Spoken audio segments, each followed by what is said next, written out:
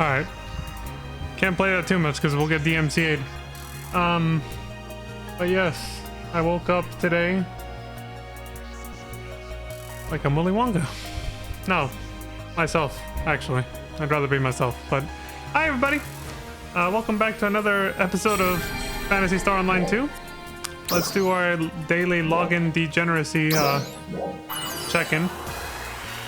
The NGS. See what's going on with the lewdness that is NGS.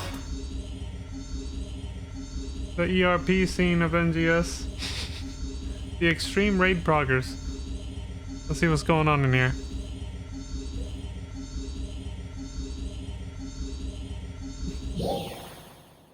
Are you prepared to fight? I'm prepared for something. I don't really know what yet, though.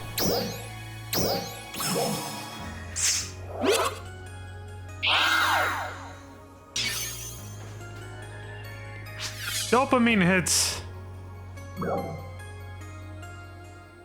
Oh, new stamp. Alright, let's see what's going on. Oh. Oh. Woo! Good morning, ladies.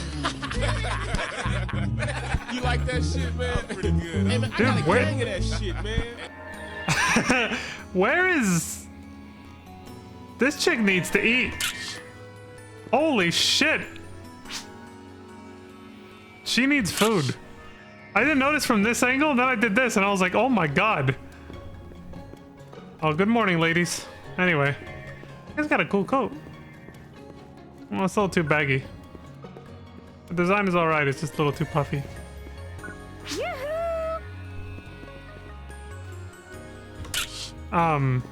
Screenshot keys acting up again, I don't know. Alright, we're out of here. Hey! Yeah. Back to... What is this? Is this the... Wait, what is this? What actually is this? Oh, right, the PSO2 dates on the 1st and 21st. 6 days and 5 days till Super Fantasy Festival. Okay. I'll take it.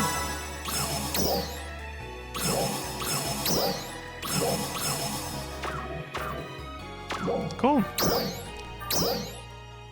Back to PSO2.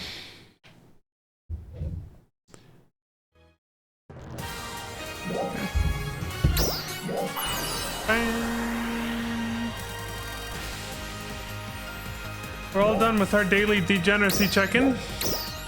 Get on with the show. You son of a bitch! Oh yeah, one of my dailies ties into the story. It lined up. The expedition. We still have to do an expedition for, I don't know if it was required. I assumed it was, though. Before the story... Mission alert. Special training for all ARC's ops God, these is announcements, underway. dude. Report to the quest counter to join the mission. Before the story event where we got swallowed up by Gemini or whatever. Which quest are you up for? I'm pretty sure we have to explore Nightfall Province. Which quest are you up for? And that's actually my recommended quest for dailies today. My recommended expedition for dailies. I already did the rest. Come back anytime. Yeah, I did all this stuff earlier. So yeah, Which quest are you up for? let's just go ahead and start off like that today, since I think we were supposed to do it before that one mission that I mentioned. And then we'll continue back with the story scenes properly.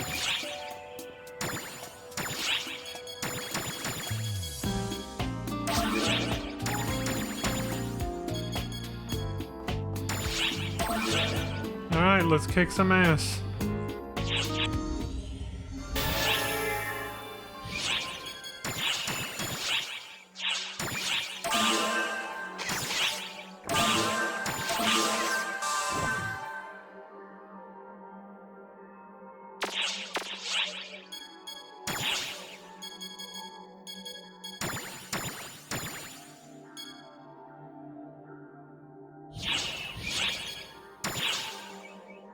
Okay. Good to go. Ladies, we got work to do.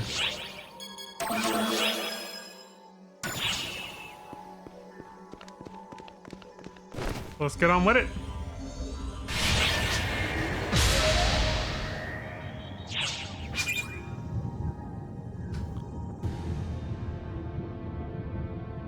We're currently searching for the coordinates of a strong enemy presence.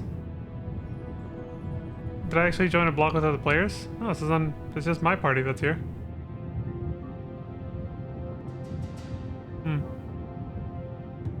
Yeah, so the weird thing about this expedition is you have to just collect quest points. You just have to beat shit up.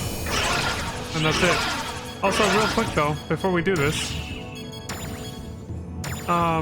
you don't just go to the end and fight a boss. You collect quest points. But before we do this, I forgot I gotta show the I gotta show the actual intro. Only takes a few seconds because they don't say much, but you know. Here, pull that up real quick. I've had it sitting here for a while now, so kind of glad to get a chance to get this off my plate finally. Haruka-tan intro. Meh. I'm still wearing my old outfit. Like, you can tell it's been a minute since this video was taken.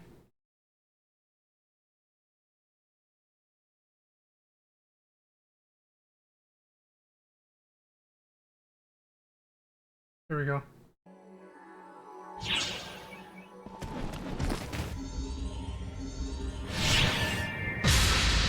This is Haruka-tan's Same party. province, stronghold of the Nightfallers. The terrain is vast, treacherous, and uneven.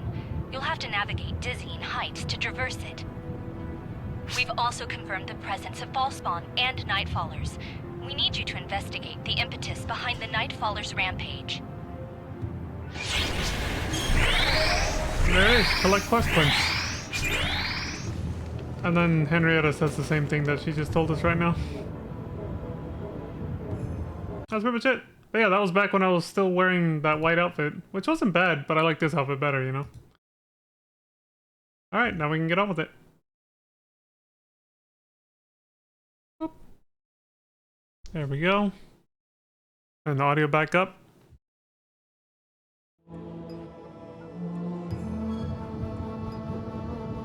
So that was the last expedition I did off stream Wish you the best of luck. before. I wish you the best of luck. That was the last expedition I did off stream, just because of doing dailies to level up or whatever. That was out of order from the actual storyline, basically. Which, not a big deal. Again, we just missed those few sentences, basically. But, you know, I just decided I kind of wanted to... I kind of want to see these environments with their proper context. So, now we can get on with this mission.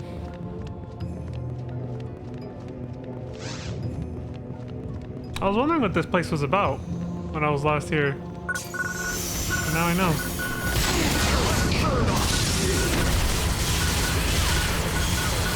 We gotta just murder everything.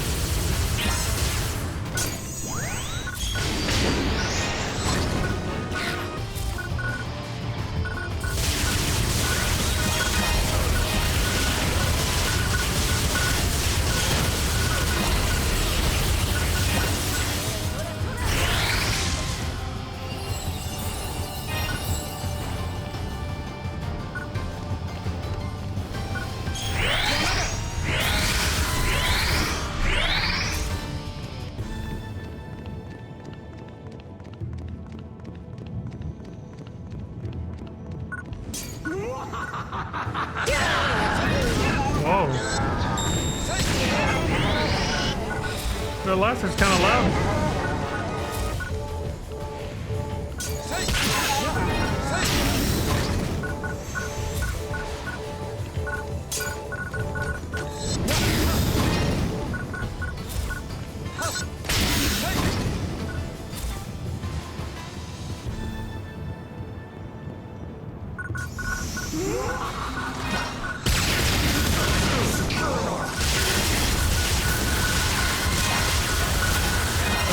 place.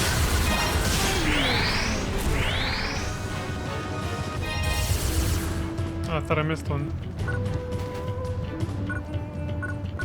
Oh, I did. Where the fuck is he?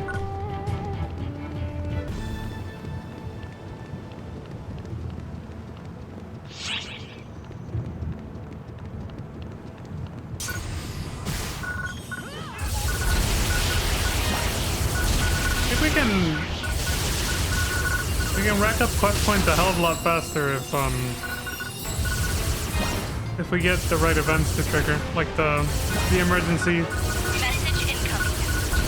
Here we go. 'Cause otherwise we're gonna be here a while.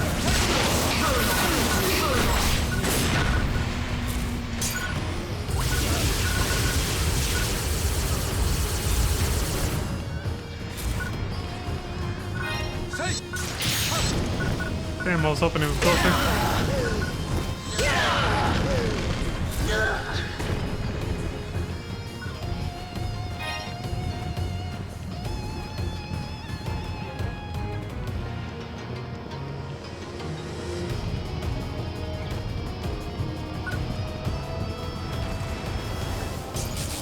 What the heck? Emergency. Yeah, why can't I move though? Oh! I was being transported in because I guess I was captured or something? Emergency! Code! Attack! Okay. Congratulations on completing the objective.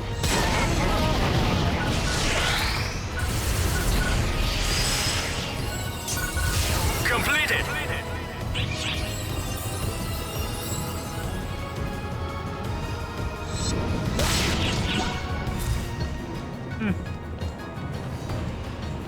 Alright then.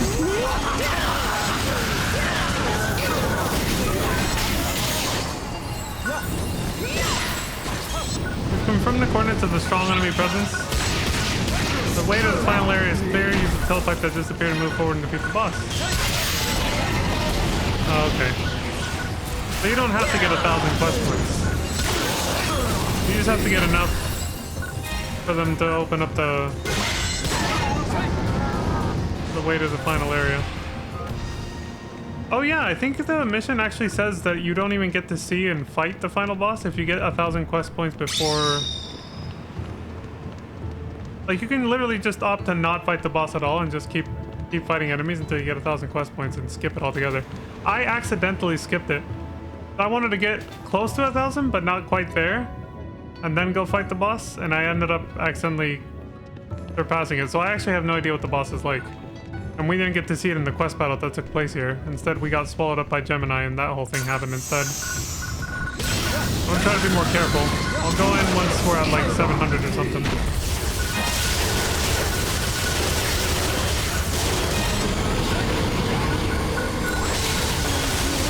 I can actually see the boss this time. The telepipe follows you around, so... I believe this is where the cutscene took place with the Ash Maiden right before we met Gemini too. This little like indoor cave area looks like it a little bit.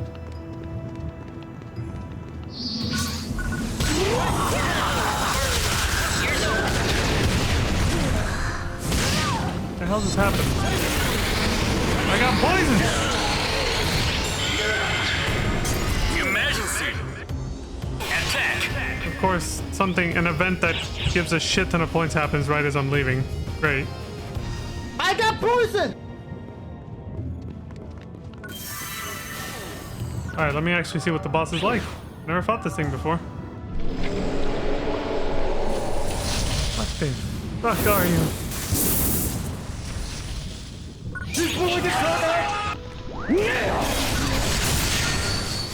Damn!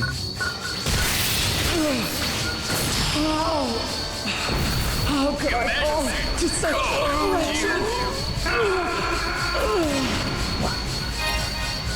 Alright.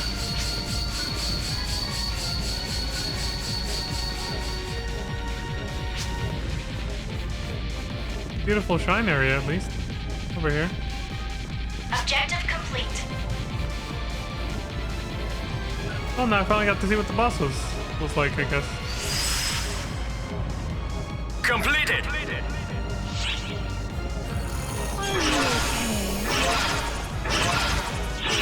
Success confirmed. Return when able. Your hard advised to return.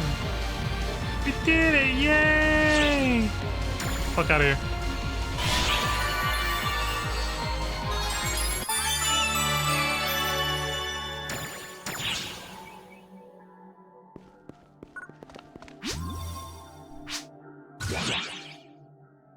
Oh, nice. There's a booster to use. Alright, ladies. Thank you for your service. Woo! Good morning, ladies. I'd play one more time. Man? Pretty good. Hey, man, I got a gang of that shit, man. Hey, Lantana! Yes, those are some amazingly large boobas. Ayla is kind of a celebrity in this game. Chrono Trigger is their username. And yeah, I'm not even kidding. Like they knew how to make like the right character. Like this character is actually very high rankings in terms of looks. They have like a ranking system for your character's looks where people can vote. And they're like number 2 or 3 for both categories. This is a celebrity right here. But yeah, what's up, Lantana? How you been? Long time no see. I saw you online on Discord just before I started streaming. You were actually in a voice chat, I think, on your server with some folks, I I've believe. been expecting you. Some buddies. You've been great, just busy as hell. I've been expecting you. Yeah, I hear that, honestly. Honestly, the past couple of weeks have been really, really fucking busy for me too, so I get that.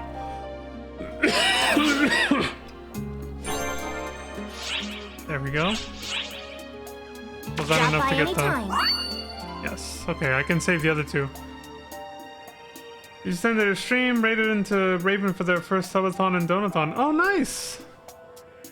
Raven Sinclair, right? That's, your lady, right? I believe? Or am I getting her confused with somebody else?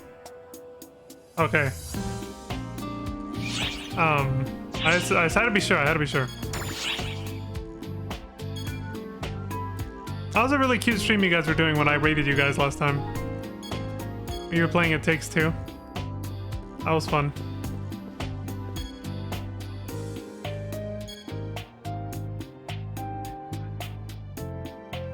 Huh. Oh, because they have to be 61 or above, that's why. Okay. Yeah, there's elevator music though. So, have you ever played PSO2, Lantana? I don't remember if we ever talked about this game before.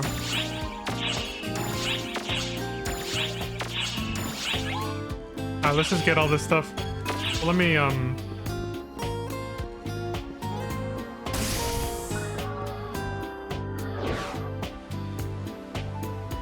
Oh, you have full augments? Okay, so yeah, you've grinded this game before. Oh, shit!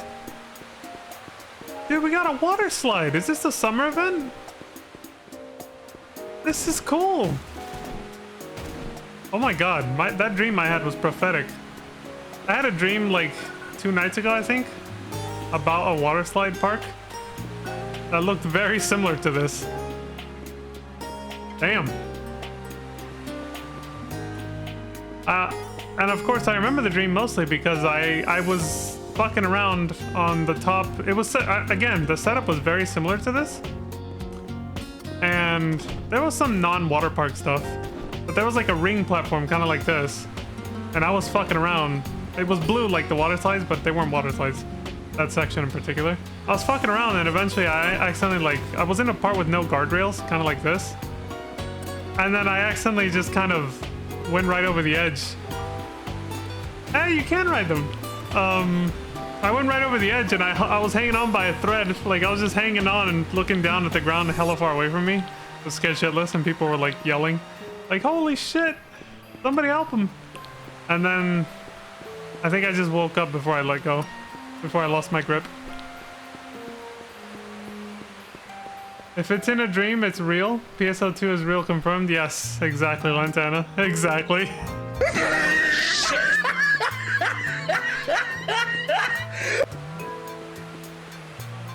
What do you require?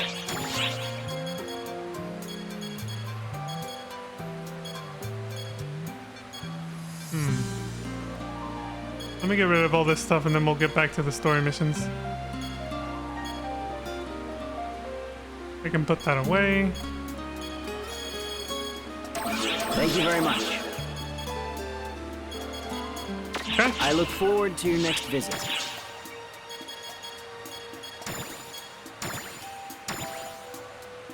Keep that so I can just keep using them later on. Okay. Alright, we're set. Let's get on with the proper story missions now. Which quest are you up for? This music though. I know this music is playing mostly from the Urgent quest. Come back anytime. Wait a minute. I forgot to give it a proper whirl. The hell am I talking about? I gotta actually ride this. Hold on.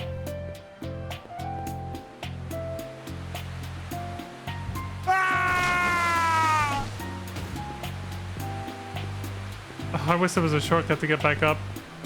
Like there is in the gate lobby or whatever. Dude, there better be a water slide in NGS. A water slide park. I didn't see one when we logged in, but... maybe they have missions. Like events, limited time event missions for water slide park stuff, maybe.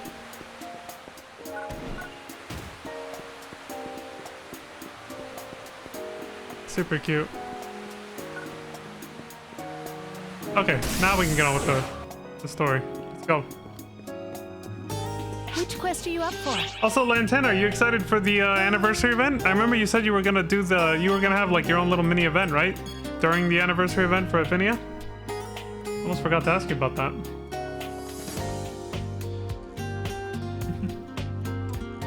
The large-scale operation has ended. Thank you for your support. Yeah, I remember you told me months ago, actually. The event is off now? Damn. You'll be playing as much as you can? Me too, yeah. I think I'll try to get at least an hour a day in for the whole month once the EXP boost is active. What's cool is it's gonna overlap with the regular 1.5 times EXP event that starts tomorrow. So, I'll be streaming Affinia tomorrow. For sure.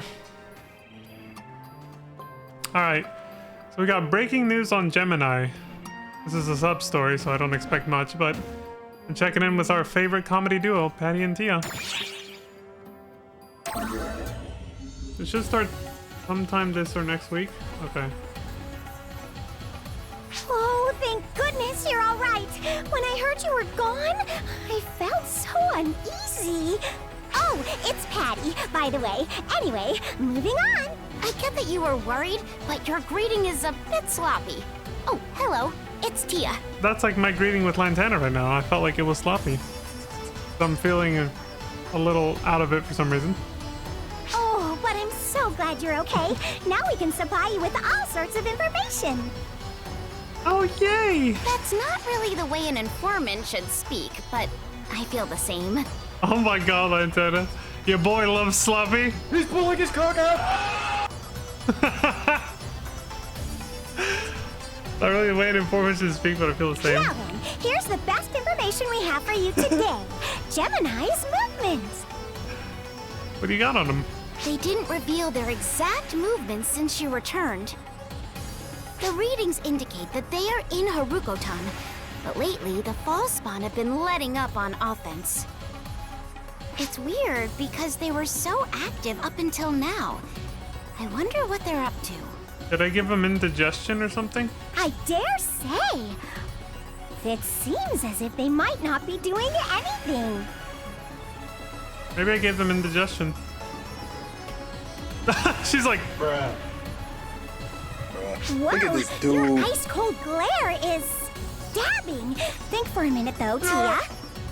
They're in Haruko-tan, but The fall spawn have relaxed their offense, and there are no major signs of activity. Judging from that information alone, you can only assume they're loafing around. I wonder... Or they're plotting some shit. Just think about it, but use me instead of Gemini. You instead of Gemini? What? Let's see. You're on the Ark's ship, but you don't collect any information, and don't seem to be conducting any investigation. I mean, you're just describing Patty as she is. You've been slacking. Yeah. That's ridiculous. You suck! There it is. I totally forgot to collect the daily stuff. Hold on. Also, I have not... yeah, let me get this real quick. I have completely forgotten to distribute my skill points, too. Okay, let me see. Level up. Oh! Level 66. Son of a bitch. What would you like to do?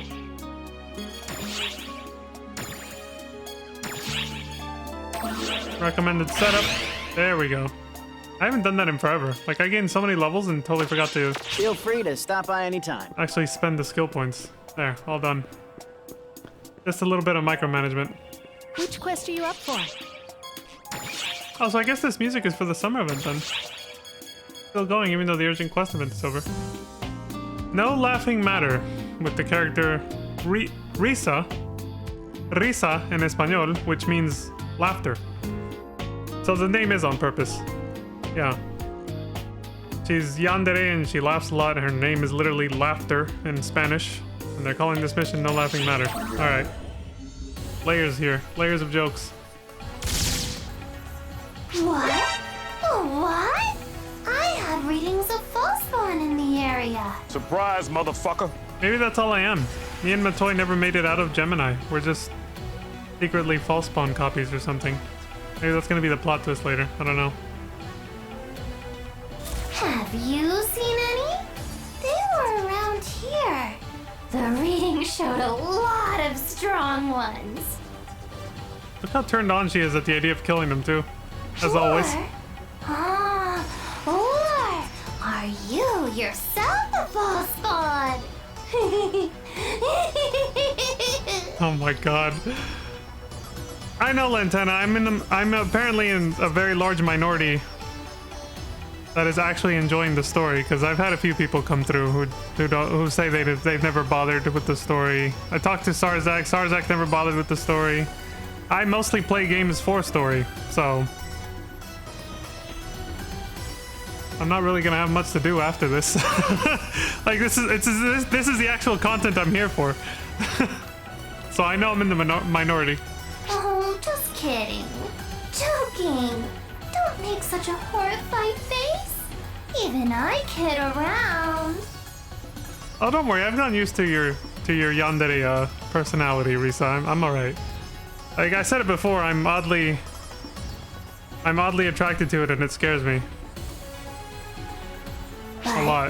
But Only a little though. When it comes across as a joke, if you don't do something, it definitely could end up not being a joke.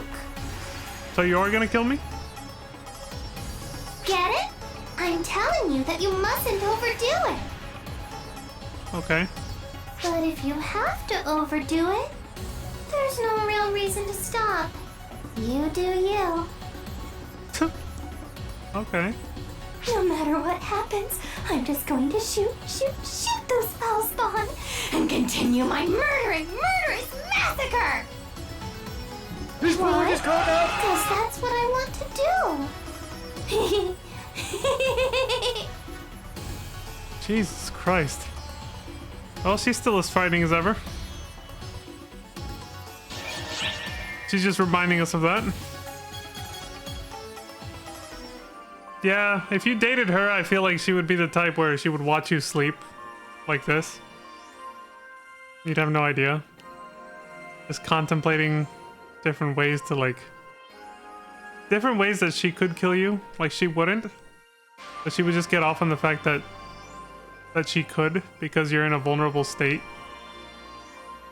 And she would just get off on fantasizing about it, but not actually doing it, you know? I could kill him in so many ways. You know, like that. Again, it scares me that I'm oddly slightly turned on by that. Only a little though, like I said, it's only slightly. Bruh. Surviving training. Oh, so I was right, look. Haruko-tan Nightfall Province. We were supposed to do that expedition. Because now we're actually getting scenes there. More sub-story, but still. Let's see how Katori's doing with her training. Well, look who it is! It has been quite a while since we have seen each other. Yeah, and you're still alive, so... Since we last met, I survived the boot camp's Inferno Crucible and made my graceful return to the battlefield. Well done. You went from flunking to barely keeping your head above water. Training is far from over. Damn, he really isn't letting up on her. Saga, I already know what you're going to ridicule. You needn't tell me. Why are you hounding me in the first place? I was simply taking one of my occasional breaks. Please, leave me be. I can't do that. I am obligated to monitor you to ensure your actions don't negatively impact Bouncer class popularity. Wow. You have so little faith in me, it's bracing. Oh, great! Say something comforting, I beseech you! Huh? She wants to hug me. Are you suffering from a grave ailment? I mean, she's been low-key, you know. She's been low-key trying to get all touchy-feely with me for a little bit. I do have to ask why she said that, though. See, this ties into what Risa said. Something happened to us after being swallowed up by Gemini Man. Why would you think that? No particular reason. Something just seemed off. I'm sorry if I upset you. Oh no, I didn't mean to come across that way. I was genuinely asking if you saw something I can't see. My internal terror radar seemed to pick something up. But considering I'm quite useless to begin with, I recommend you pay it no mind. Okay. In any case, it's time for me to give Saga the slip. I mean, he's right there. He probably just heard you. May we meet alone next time. Until then. Bye. Katori is fundamentally lazy and unreliable, but her instincts are unimpeachable. Thank you. That's your way of confirming that there is something wrong with me. I don't sense anything wrong with you. But if she thinks there is a problem, it may lurk somewhere deep inside. Remain vigilant. Now, if I may.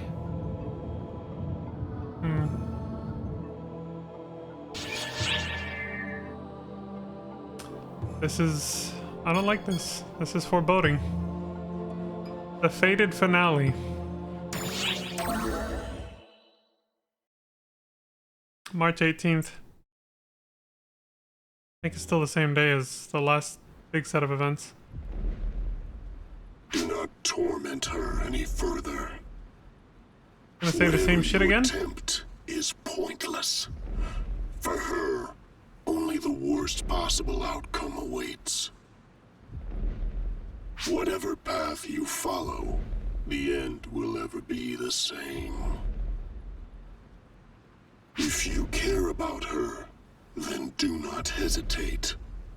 Kill her.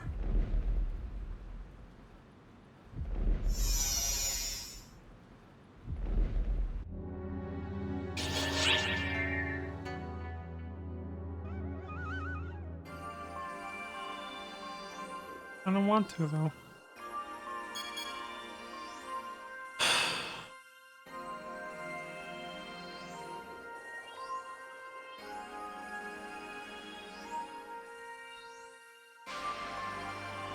Life's too precious, you know?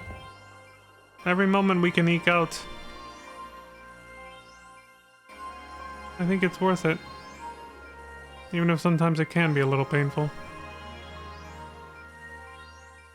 I think she deserves to live as long as she can.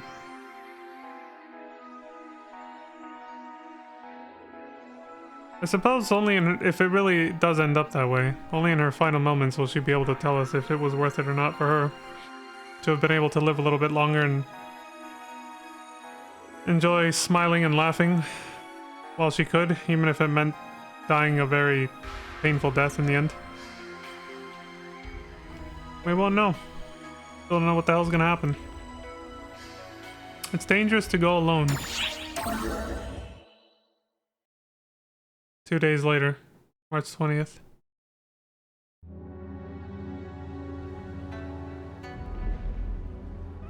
You've come as well.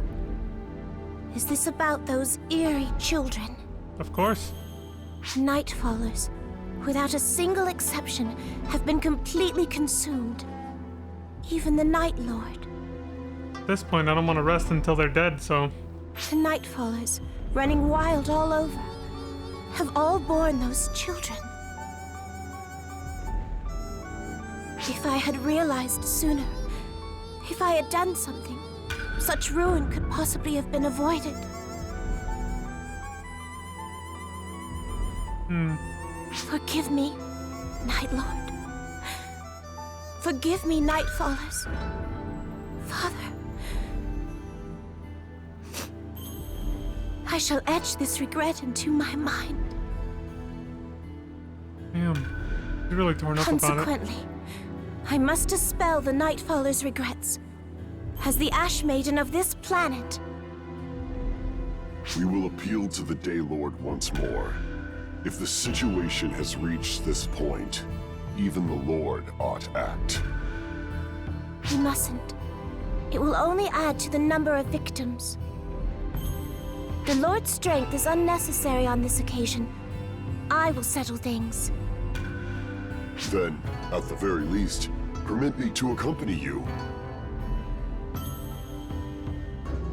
No, Kotoshiro. You have a key duty to serve as a guardian of our society. In order to contain the reawakened Magatsu's power, we must protect this place. You ought to know this. But... Understand, Kotoshiro. I will allow no further harm to come to this planet. Lady Sukuna-hime.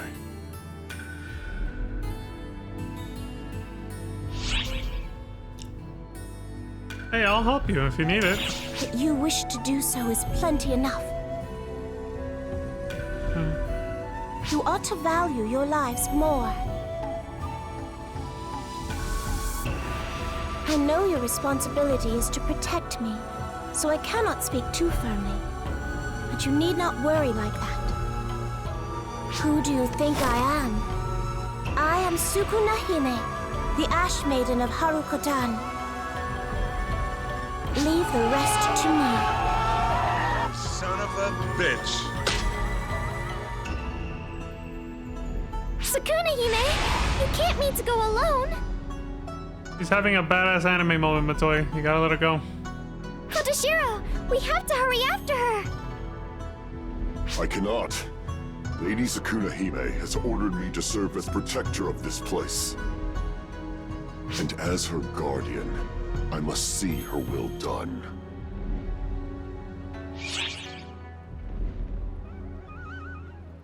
This is kind of harsh. Like, I understand where he's, you know, coming from, so... The second one's a little too harsh. Are you really okay with that, though? In that case, why were you looking for her in the first place? Surely you have been ordered to serve as a protector when we first met. So then, why? The problem with conflicting orders, Matoi. Well... We can't! If we leave Sukuna-hime on her own! She has no one except you, Kotoshiro!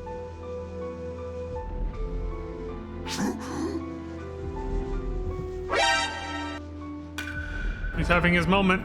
We still should have some time before she sets foot in enemy territory. I'd like you two to go on ahead.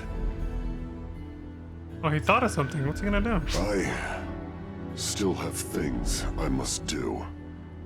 Things for my stepmother.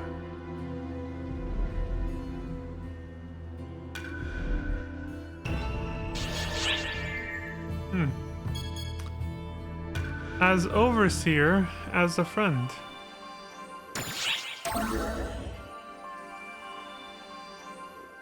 The next day, March 21st.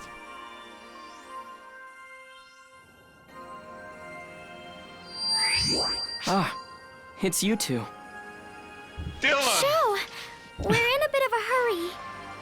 It's Shao, not Dylan, Arnold. I'm aware.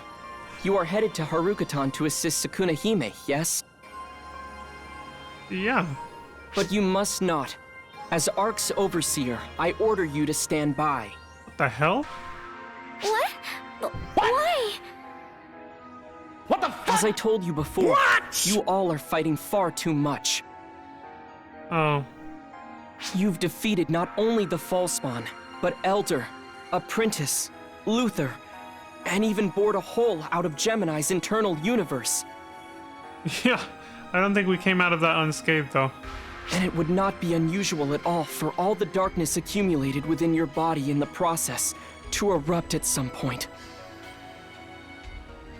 But... No buts! Don't you understand? He's trying to save your life. Yeah, he's trying to save your life, Matoi, and mine too. That's a good counter argument, though, yeah. So it's okay to let other people die then? That's not fair.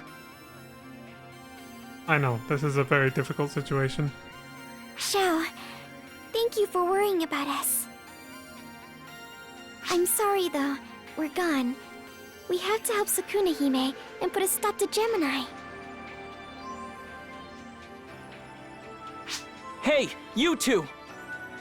I'm an Ark's overseer! Don't you forget, when the time comes, I'm not going to be able to just let this go.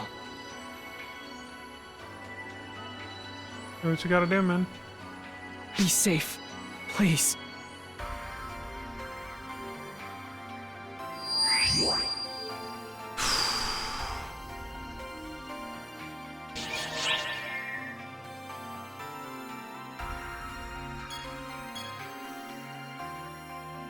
This is turning into quite a mess. Going for Sukuna Hime.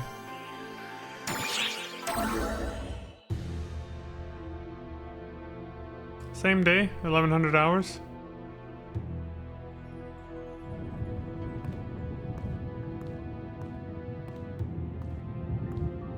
Totoshiro's still not here, but he must be okay.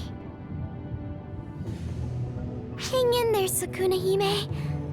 We'll be right there. Just hope we make it in time.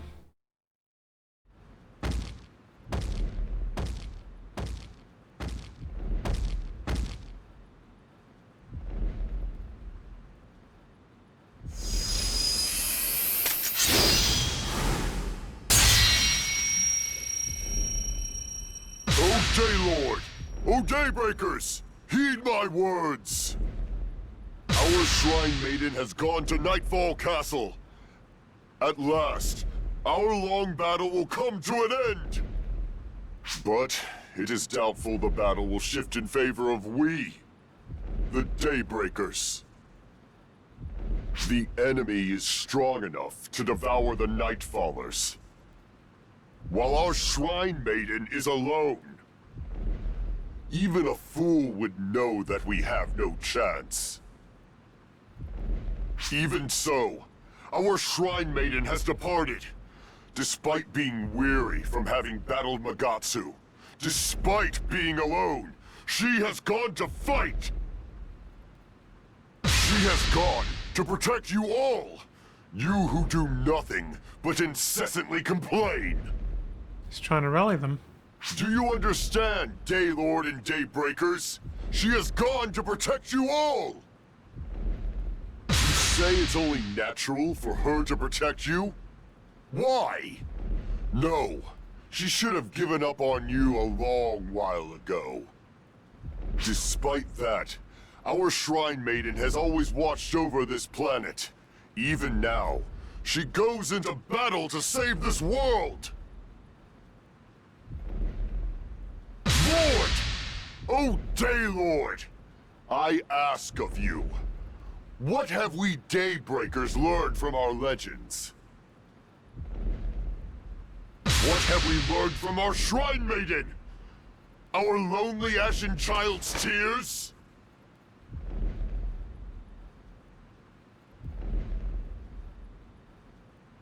The gods and people must help each other. That is why Guardians exist. Why have we forgotten this? Pulling them all out, basically. Well, I hope it works. It'd be pretty cool if he shows up with an army behind him. But... all for my mother-in-law. 30 minutes later. 11:30.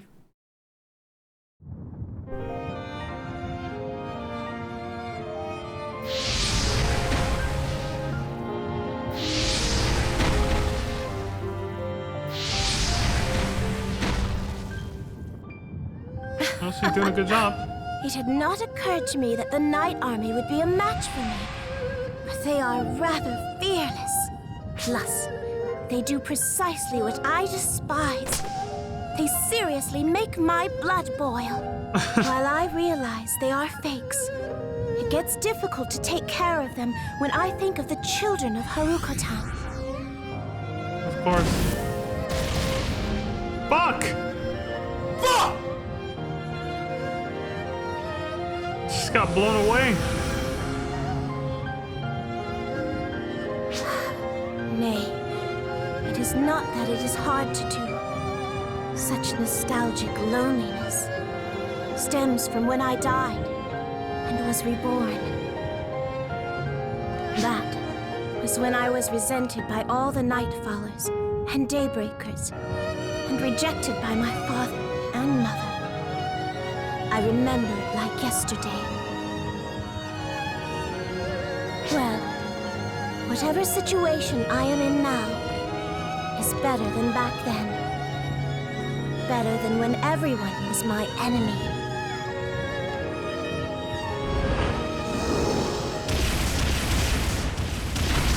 Surprise, It's motherfucker! You. And Matori, why have you come Son here? of a bitch! You fools! Look You were who's about to calling die. you an idiot! Of course we came to save our friend. Seriously, You we idiots. just saved your life. You have nearly pushed your bodies to their limits. Do not burden yourselves further. I know.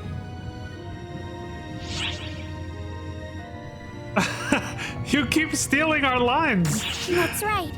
You're exhausted, Sakuna-hime, so you're not one to talk. We're all exhausted. We've all been fighting way too long without a break. Well, I admit it took us pretty long to get here. Was it really long enough for you to completely lose your mind? My, you have certainly become bolder in the short time we've been apart, Matoi. Yeah, she's really coming into her own. I'm proud of her.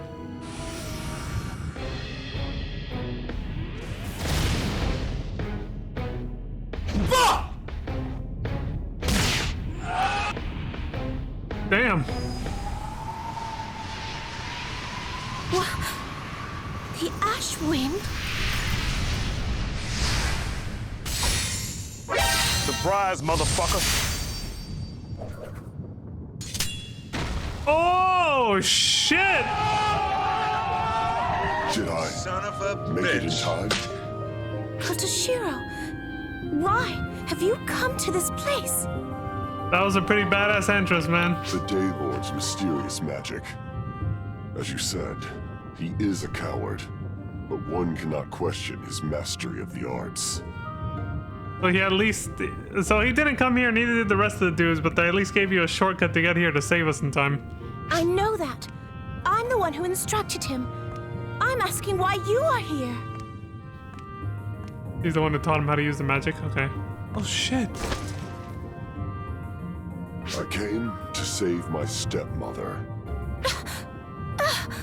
To address me in such a manner, and at a time like this. You bastard! Stepmother, I have a message from the Daylord.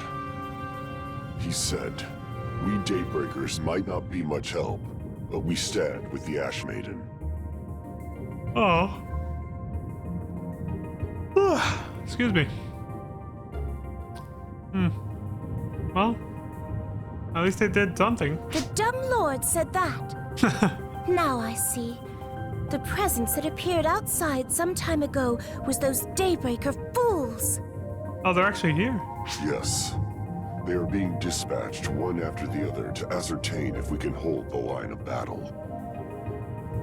So they are actually doing something. Then, all we Is need to please do work? is defeat Gemini in the innermost building.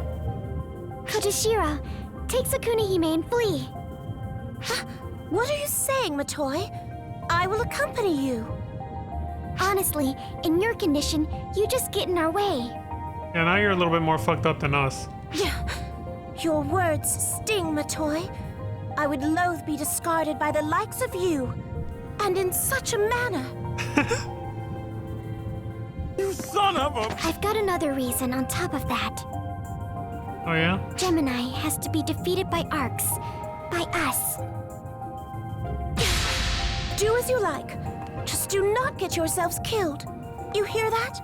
Make sure you both definitely return alive.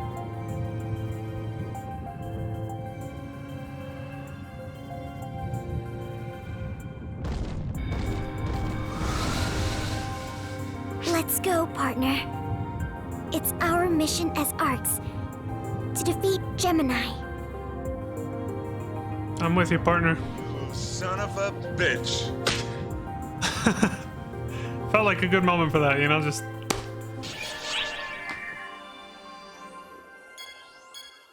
Predator handshake to seal the deal. And be like, we got each other's backs. Let's do this. To protect my beloved. Here we go. Let's just be another 2-hour one. 12 o'clock, 30 minutes later, same day.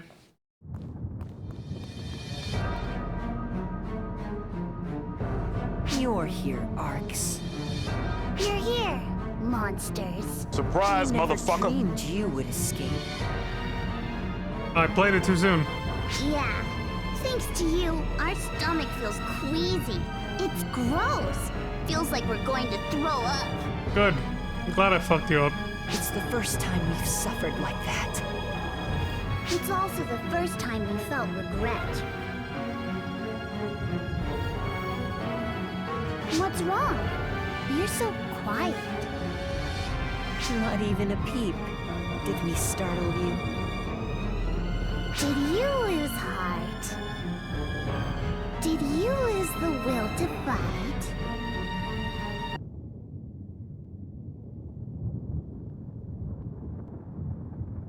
I feel like I've experienced this before.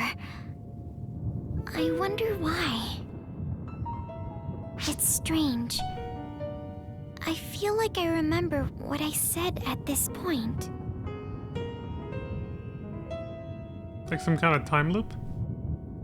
I don't feel like fighting. I came here to end you. Oh. What she said to Apprentice. That's interesting. What you They said caught is that. very interesting. They're probably gonna summon copies of her now. It was a good thing we waited. We were able to hear the most interesting words we've heard since we were born. Okay then. Shall we?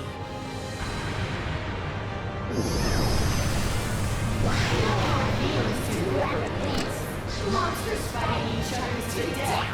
Let's get started. Bring it on, you little shits.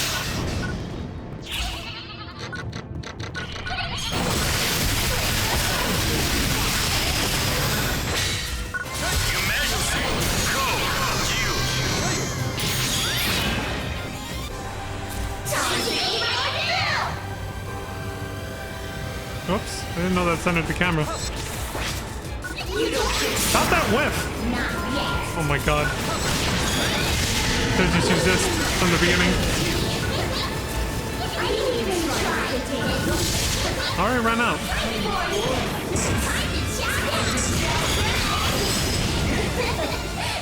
Completed.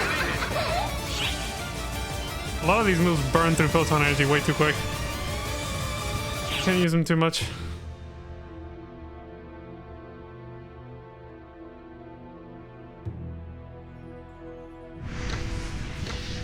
$1,300 hours, so no, that took about 30 minutes basically.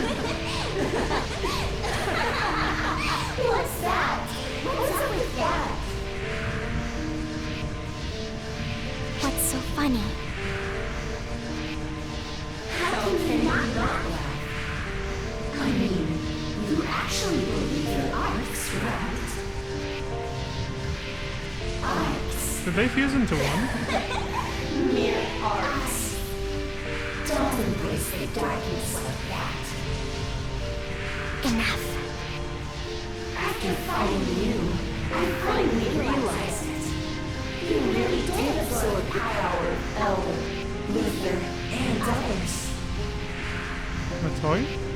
That's why I couldn't reach the profound darkness by eating them.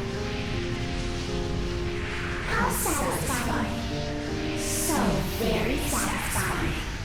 Here's a present from me.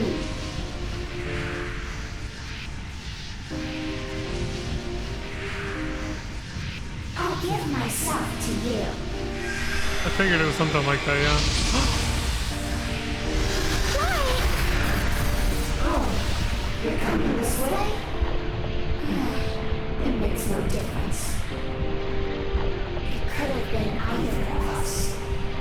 Whether it's you or me, the outcome of our death is still the same. Anyway, now it's complete. It's ready.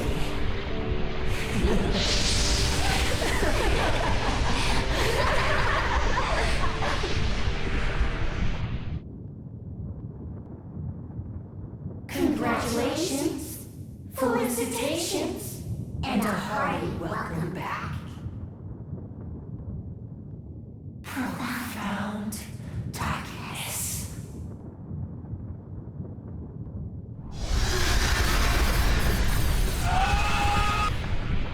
This is the end Xiao was talking about? No, no way! Get a grip! It's not your job to protect everyone like that! Wasn't yours either, Matoy, but you insisted also. It was supposed to be me! Fighting out there! So... I wasn't gonna let you go alone. Clarissa the White, lend me your power. To protect the person most important to me. To protect my beloved. Aww.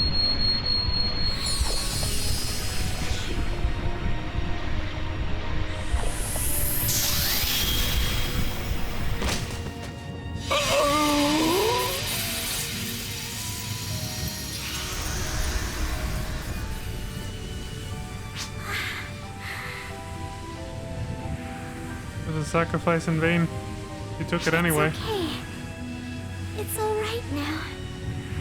You must be tired. So rest now.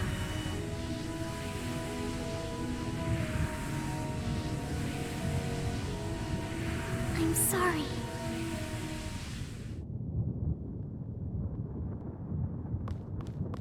You two!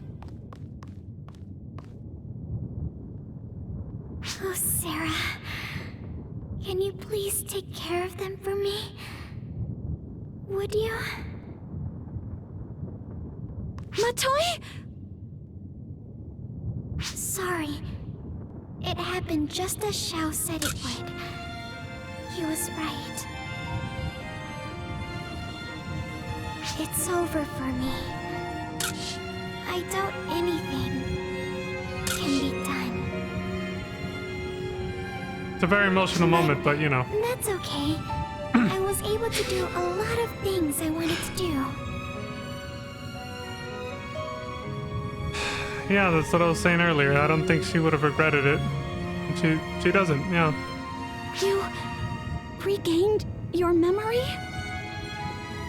She knows she's facing her final moments, but she doesn't regret it.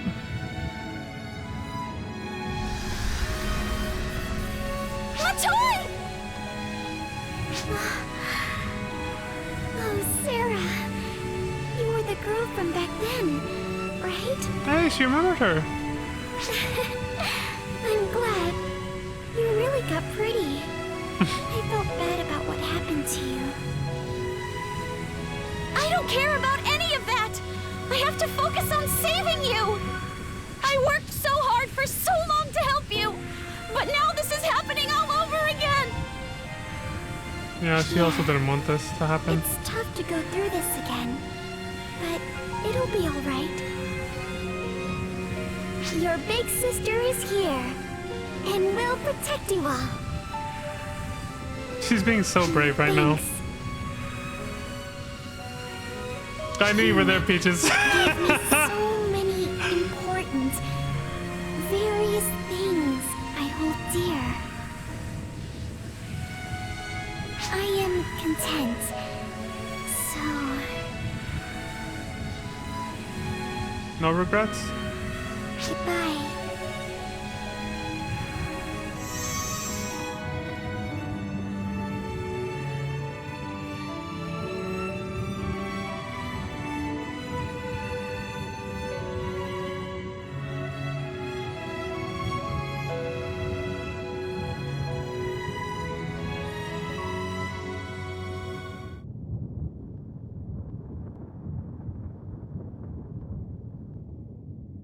The last thing she did was profess her love for us. And then sacrificed herself to save me the same way I sacrificed myself to save her. She reversed it. She said nope. I took the bullet and then she took the bullet back out and put it in herself, basically. You know?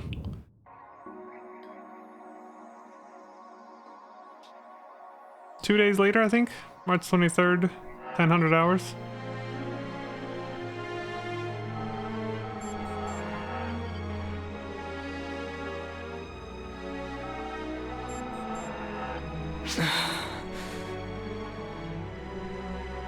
Xiao said Leon.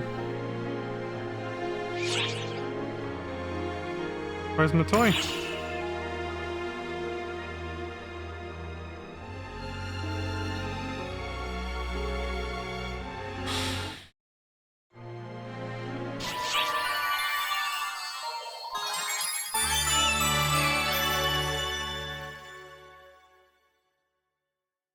Feels bad, man.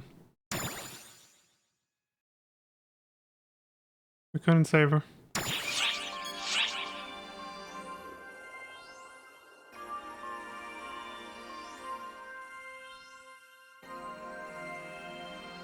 I like that she did actually have the courage to just come out and say it, though.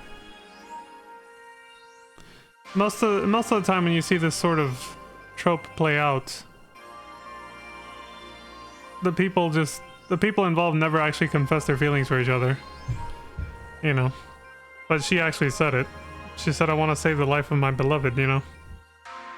You know, the funny thing is, I heard somebody else in a completely different, like, it wasn't nothing Phantasy Star related. At least I don't remember. But there was something else very recently that I saw where somebody used the same words. Like, instead of saying, like, I want to save, you know, the person I love, or the love of my life, or something like that, they used my beloved, just like Matoi said. When she was referring to me just now. And I swear I recently saw or heard someone say a very similar line recently. I just can't remember what it was. Like, what was I watching? Or what video game was I playing? I don't know. Like, but I just heard a very similar line to that. I don't remember where the hell it was. It's bothering me now. Anyway. This is the part where Xiao's gonna say I told you so, isn't it? What I can do for you.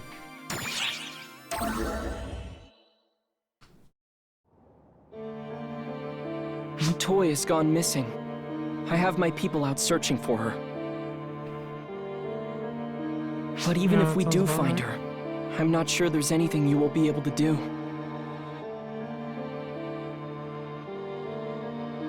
I'm probably just gonna have to do what Persona the Mask told me I had to do from the beginning. So why don't you just rest up for a change? That's all I can really ask of you right now. And he's just gonna say I told you so. If I see him again.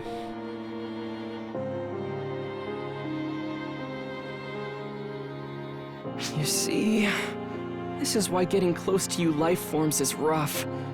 Stuff like this hits hard. The alternative is loneliness. And that shit eats away at you. I know from experience.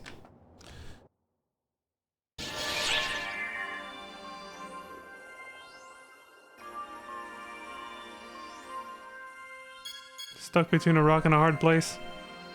One of those kinds of things. What someone like you can do. Oh, here we go. The next day. March 24th. He's gonna say I told you so.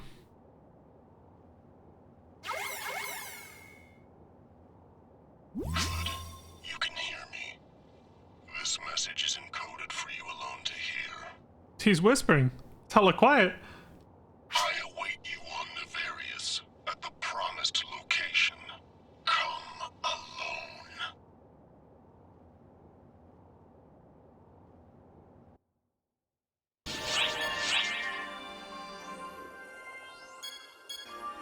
Decision day.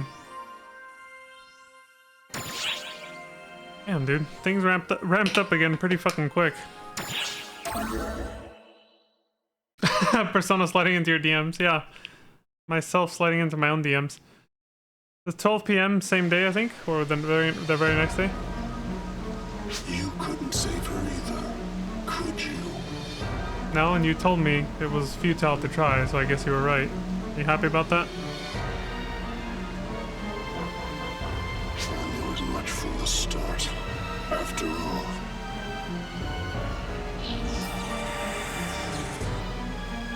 I am but the wasted shade of you who failed to save her from fate.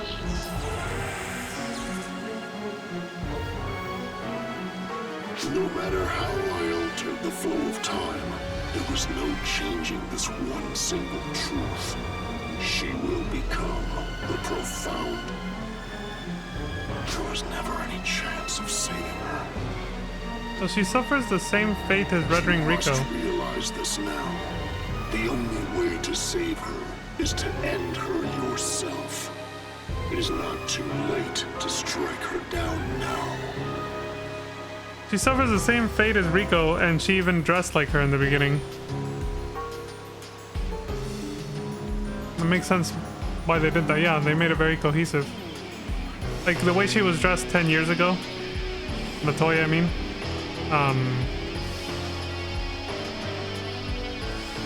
Yeah. Because Alucard showed me the picture of Red Ring Rico's outfit, and it was very similar, basically. So they dressed her similarly because she ends up suffering a very similar fate in this game, just like Rico did in PSO1. That's kind of a neat Easter egg. I like how they did that. So he says, you must realize this by now. The only way to save her is to end her yourself. It's not too late to strike her down now. Come with me, for I am you. Join me in bringing her a peaceful demise.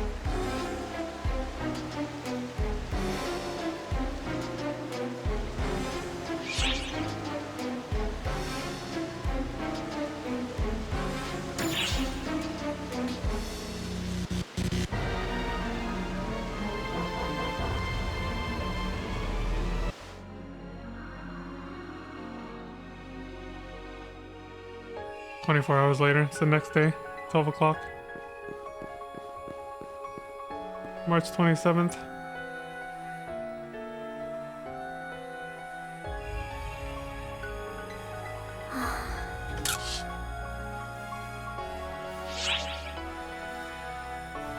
My toy.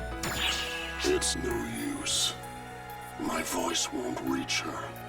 She has already become the profound darkness. Now that the profound darkness is embedded in her body, it's time to carry out her cherished desire.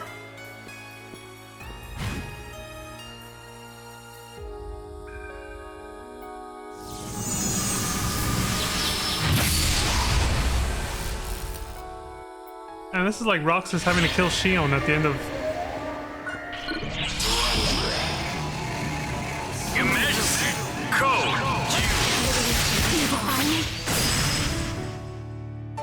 Completed. This will not fade.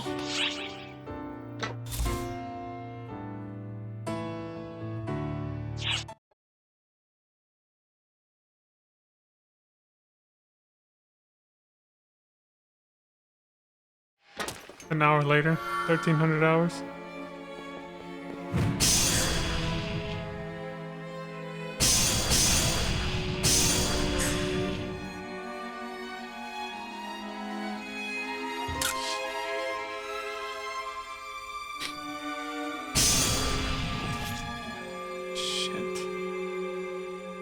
Please.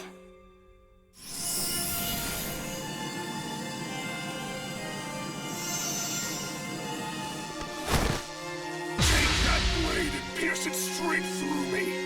Free her, and free me from all of this.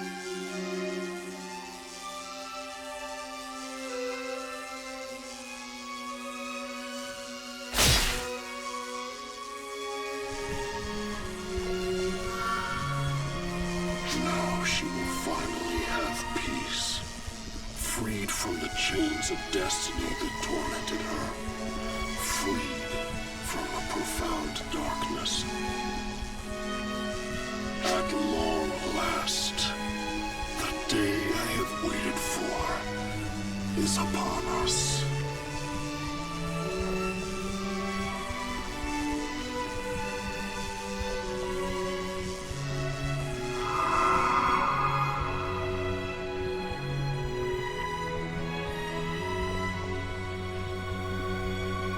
I'm so sorry.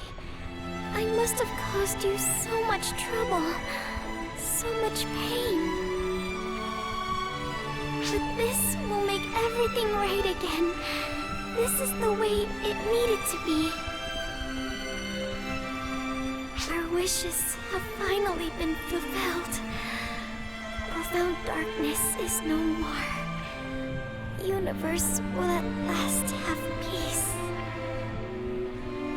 There's nothing to be said about anymore. The future holds only joy now. But not for you.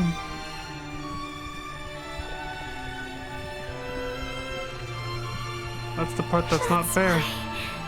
There's something I want to ask of you. Please don't cry. Smile for me.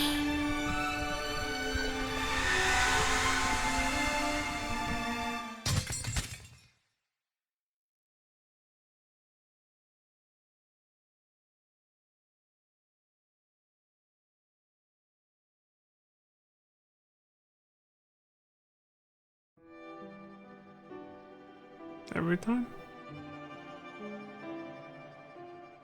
It always ends in tears.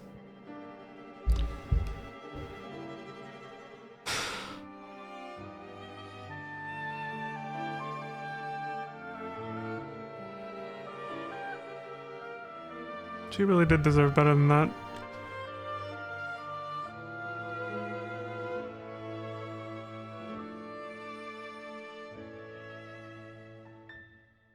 It was interesting. I found myself unable to hold back a smile the moment she asked that too. Like it made me choke up, but smile at the same time. It was a very weird feeling because it's usually like when I it's like the sensation I get when I cry tears of joy, but I was sad at the same time. It's like when something makes you so happy that it makes you want to like cry a little bit just because of how happy it makes you rather than sad. It was like that combined with actually being sad though. And that was yeah, that was interesting. Not the first time I've had that reaction though. It's very rare, but it usually happens in moments like that when like a character who's dying will say something like that, like smile for me, or don't be sad that it's over, smile because it happened.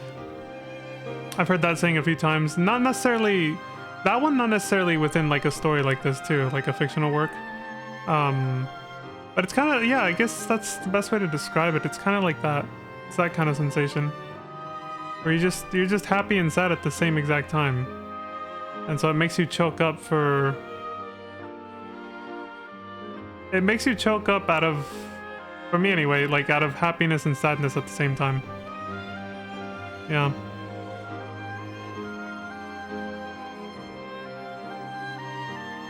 That's why I instinctively just like, when she said smile for me and don't cry, like, it just made me want to cry more, but at the same time I smiled really wide. Because I just thought it was kind of a beautiful moment. Both like happy and sad at the same time. Tragic, bittersweet, you know.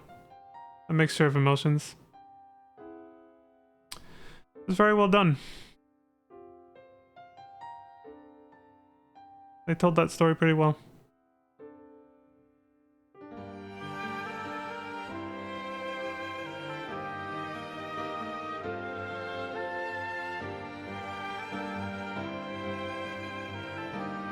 It's also pretty sad she was begging me to kill her too at the end. Because like, my character hesitated, but she said please, like, just kill me. She was insinuating please just kill me, basically, she was saying.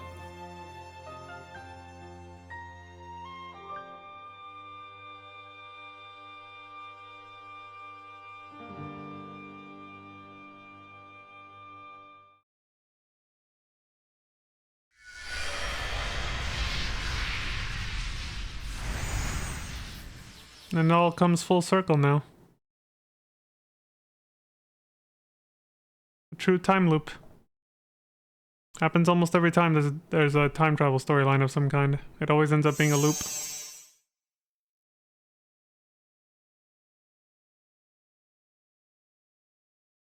This is one outcome, but it is only one of many. Leon, guess you're still around. All possibilities are already woven together. The answer lies in your future.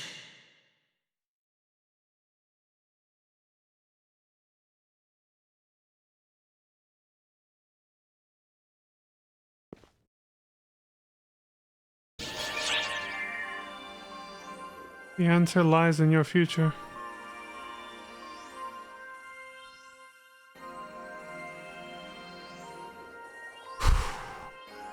That's the first half, apparently.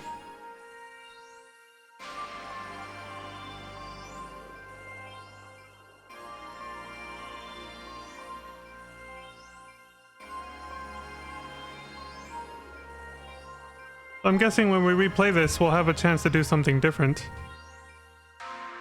I like when games do this kind of thing. They weave the time travel aspect into the actual gameplay rather than just making it a plot element or a story thing.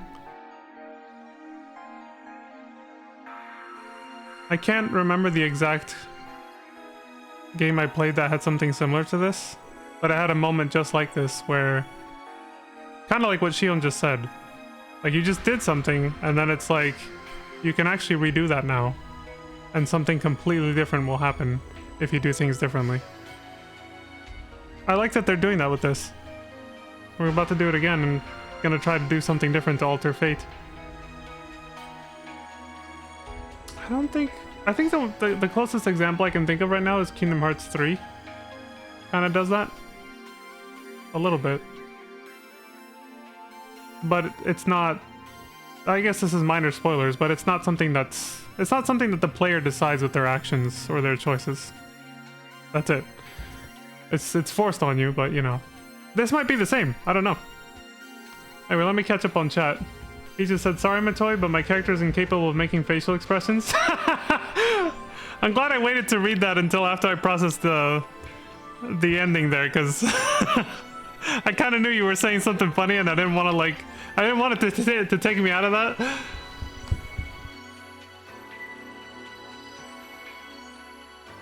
Aqua. I didn't play Cades 3.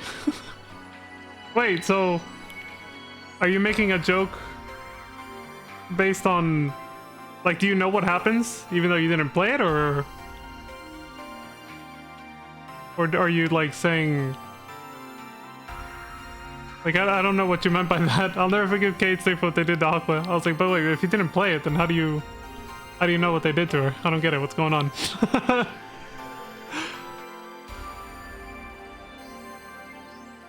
Oh, yeah.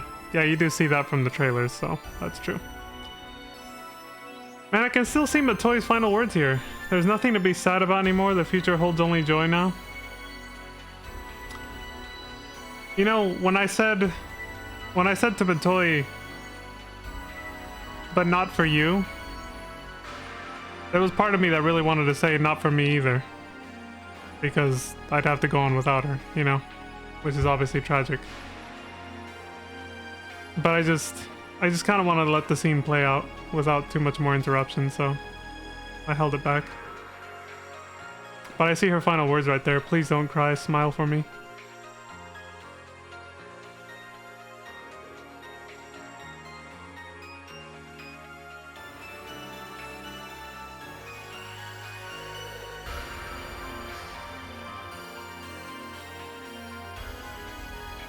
Alright, well, let's see what the alternative outcome is.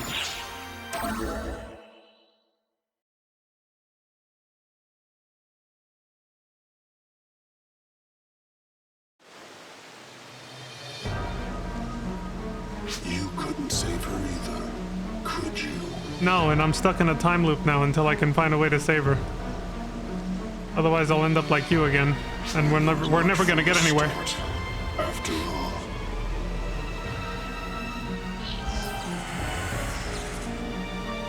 I am but the wasted shade of you who failed to save her from fate.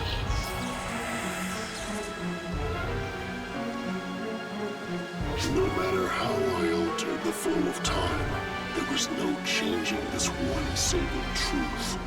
She will become the profound. There was never any chance of saving her. You must realize this now. The only way to save her is to end her yourself. It is not too late to strike her down now. I won't free you like you think. Come with You'll just be stuck in a loop forever. I and you. Join me in bringing her a peaceful demise. The cycle must be broken. There it is. Yeah. So whenever games do this kind of thing, I knew there was something odd about the fact that they only give us one choice. Like there was part of me that kind of thought, maybe there's a way to say no to this. Like when we started the fight with Matoi, I thought maybe there's something you can do. Hell, maybe even let her defeat you instead of killing her. And then she died almost instantly after I used like one attack on her and was like, okay, well there goes that. But when I saw this one choice, I was still kind of like, there's gotta be something else you can do. But so what I was getting at is with other games that have done this kind of mechanic before, sometimes the game forces you to have to do it one way the first time, like this. And then the next time you go into it, that's when you get the second option, like this. I was wondering which kind of game this was. I kind of prefer that they do this, so that you get both outcomes. You get to see, you know, like I think it flows a little better this way. If you get to see like the quote-unquote bad outcome, I guess, the negative outcome first, and then deciding to break the sort of time loop, I guess, break the cycle, defy fate, however you want to say it to sound more anime and badass, I guess. But there are some games that allow you to, like, if the player is 5-head enough, you can actually get like the perfect ending on the first try. But even the games that allow you to do that, if you don't know how to do it, it's usually damn near impossible. Like it would have to be a complete stroke of luck. And there's very few games that have this mechanic, so I'm trying to think of which one I'm thinking of right now that lets you do that. But yeah, I like that this one's set up like this, where you have to do it like, you have to get the negative outcome first, and then you go back and change things after Shion lets you know that you can do that. I think that's pretty neat. Let's see what happens when I reject him. He's probably gonna get pissed. No, I'm not gonna kill her. To prolong her suffering, do you? The only way to free her from the bonds of torment is to put an end to. It's really bothering me not knowing which games I've played that I know have a very similar like mechanic in them. There's very few of them, that's why, and I can't remember the one that I'm channeling in my mind right now, where I'm just like, oh, this is just like that one moment in that one game I played a long ass time ago, and I can't remember which one it is. How can you stand before your very self and say that there is still a way? Your hopes are nothing more than dreams. Because I don't want to end up like you. Just as it was 10 years ago. If you leave her be, she will become a profound darkness. And when she does, this world will be no more. She will be the one who crushes her own dreams. Do you truly think she would want that? You who have watched over her, fought alongside her, you, more than anyone, should know better. That is why I must kill her. I must end her life so that she does not have to suffer.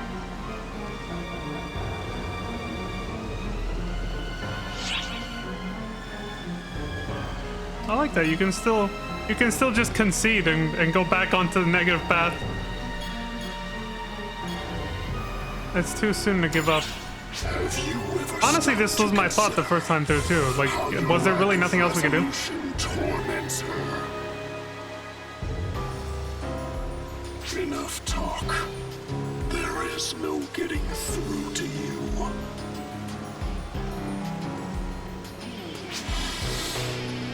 You dare to stand in my way, do you? I should have ended you back when I first found you. Oh shit! He's pulling his card out! Dark Falls. Persona the Masked. My one and only goal is to eliminate the profound.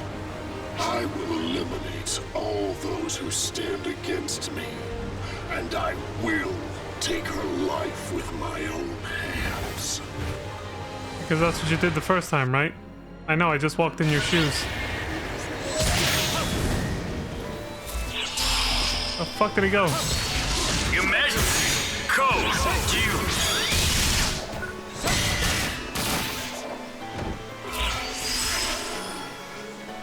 Completed.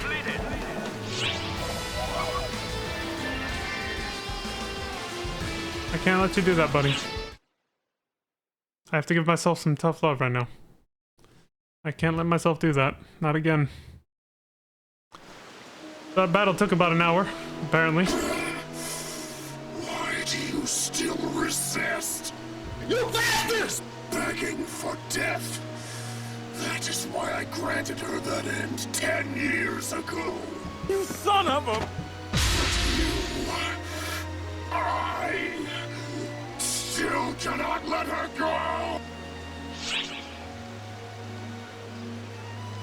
Oh, damn, I wish I could say both. I'll never let her go. I'll save her, no matter what. I prefer that one, but I wish I could say both. Dare speak such drivel when the truth stands right before your eyes. It's drivel, he says. You suck! That's basically what he just told me. All that you can to save her. Traveling through and altering time itself. But you never succeeded. And I am proof of that. I am you. You son of a... No amount of wishful thinking will save you from the truth. All I can hope to do is end her myself. But no words will sway you, will they? The very reason we are both here now is because I could not give up. That's not true. I knew that I alone could not save her, but still I waited. Perhaps I am the greatest fool of us all.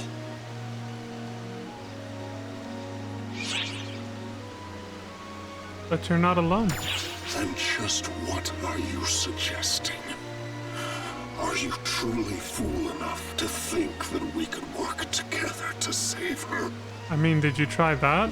You said you tried everything, but if this just, you know, my suggestion just entered your mind for the first time, clearly you didn't try everything. Such hopeless optimism was always in my nature, wasn't it? It's like a long-lost memory now. See, that's part of the problem. You lost yourself. You forgot who you are, man. Who you were. No matter what happens, no matter what hell you are put through, you will only insist on saving her, won't you? Yeah. So be it. Go on and struggle against fate itself. Show me how I will face the end of it. You get my aid just this once. The time has come to save her. Just once. We'll figure it out.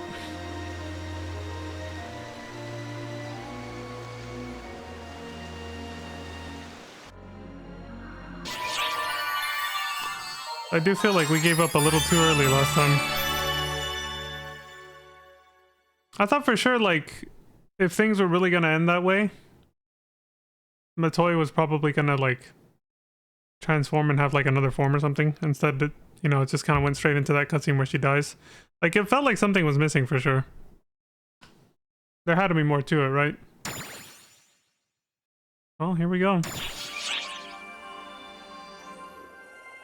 Unfit to be overseer. Xiao and Sarah.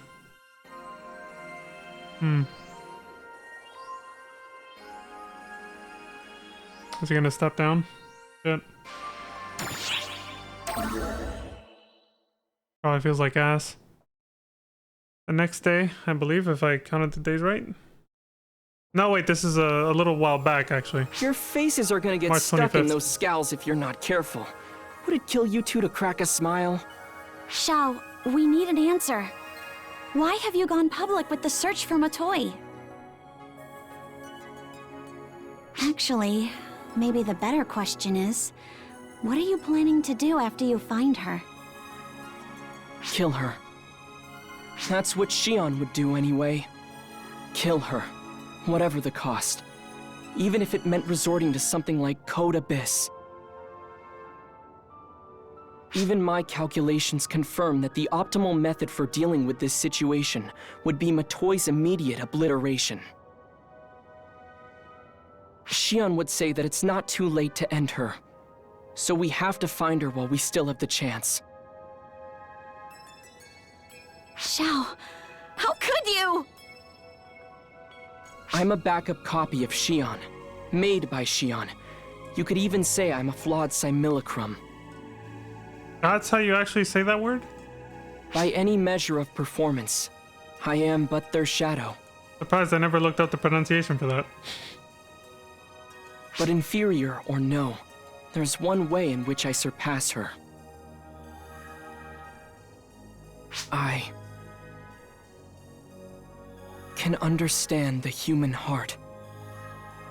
You've never heard it pronounced that way? I should kill Matoi. I must take Matoi's life. If I were just a straight copy, I'm sure that's exactly what I'd be saying. But you're not actually sure about that. But my heart is telling me that's not what I want to do. Then don't. I'm in the same boat as you, Xiao. I don't want to kill her either. It's telling me not to kill Matoi. Xiao!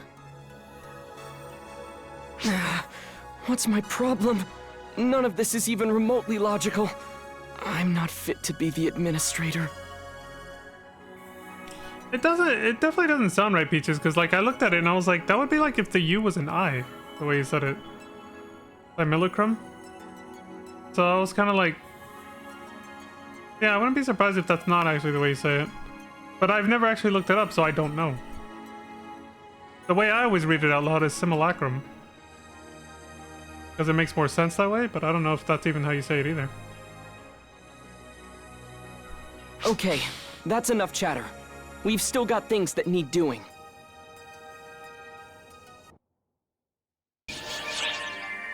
Holy shit! He wasn't kidding. We got a fuck ton of things we gotta do, apparently. Jesus. Is this where everybody comes together to cheer us on? In their own way? Looks like it is, yeah.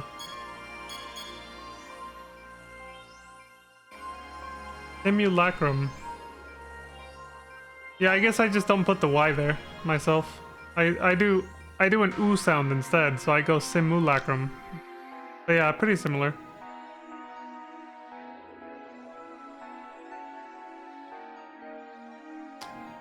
You're Not Alone. We gotta start playing the song called You're Not Alone by Nobuo Uematsu from the Final Fantasy IX soundtrack.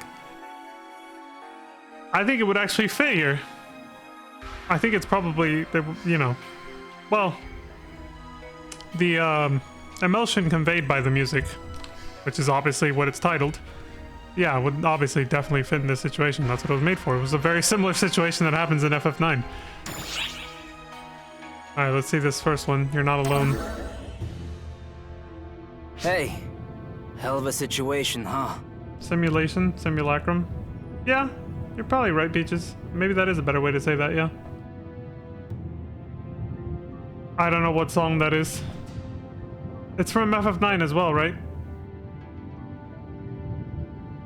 Because it sounds familiar. Yeah. I think I know which one it is, actually. Okay, I also said, hey, hell of a situation. Yeah, dude. You wouldn't know the half. I just saw the conclusion of my time loop and I don't like it, so I'm trying to change it now. We heard about most of it. Let us help too. Oh, thanks, guys. Marlo and I will do everything we can to help you, no matter what the Ark's philosophy is. Right on. We put you through so much trouble. We want to repay that debt. We didn't just trouble you with things. We were also saved by you. Many, many times.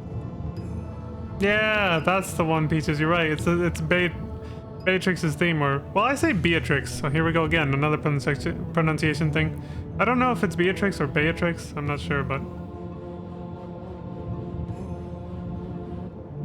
More pronunciation shit. We didn't just trouble you with things. We were also saved by you many times. Now, it is our turn. Dylan! Let us help you with whatever you need. Hell yeah. They're real ones, man. We got real homies right here. I don't know how useful we'll be, but we should at least be able to lead the way. Beatrix, you also said it that way? I think it makes sense, yeah. It also sounds... To me, it sounds more punctual in a way. I don't know, like Beatrix just sounds like it's kind of... Not punctual, I don't think that's the right way to describe it, but like... It just doesn't sound right, I don't know. It doesn't like, It makes her sound softer to say it Beatrix. It just sounds, yeah, it just doesn't sound as like, it doesn't have the same oomph, you know? It's hard to describe. But whatever, it's a minor thing. In the end, I still don't know how to pronounce it anyway, but I'm just gonna keep saying Beatrix till I find otherwise. Maybe I should put that name into ChatGPT and use the voiceover and see what, see how it pronounces it. Oh god. Okay, I don't know how useful it will be, but we should at least be able to lead the way. Do not forget, you are not alone. There it is. Cue the music. We have the same mindset as you. Don't ever give up. There's always a way. There's always a choice. We don't have to kill her.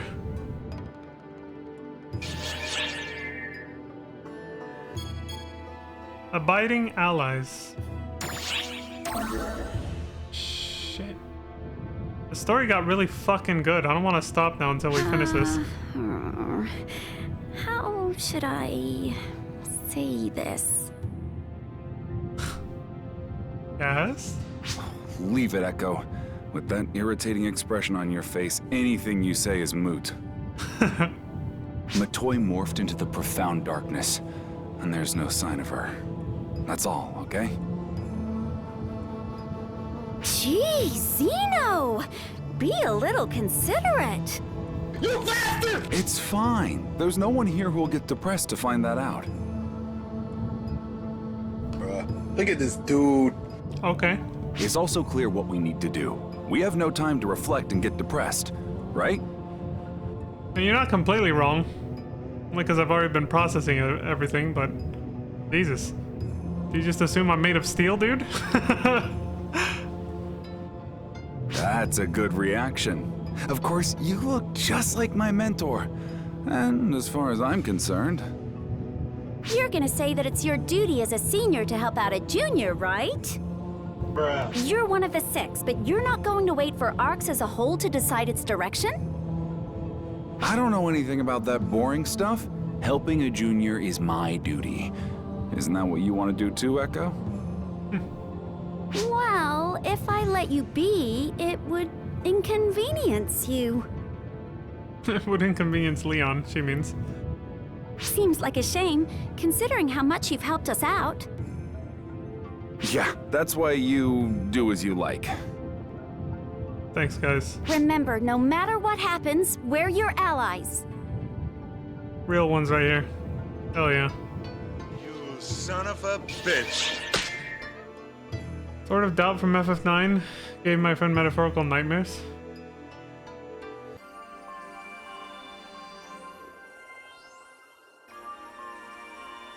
Which battle theme?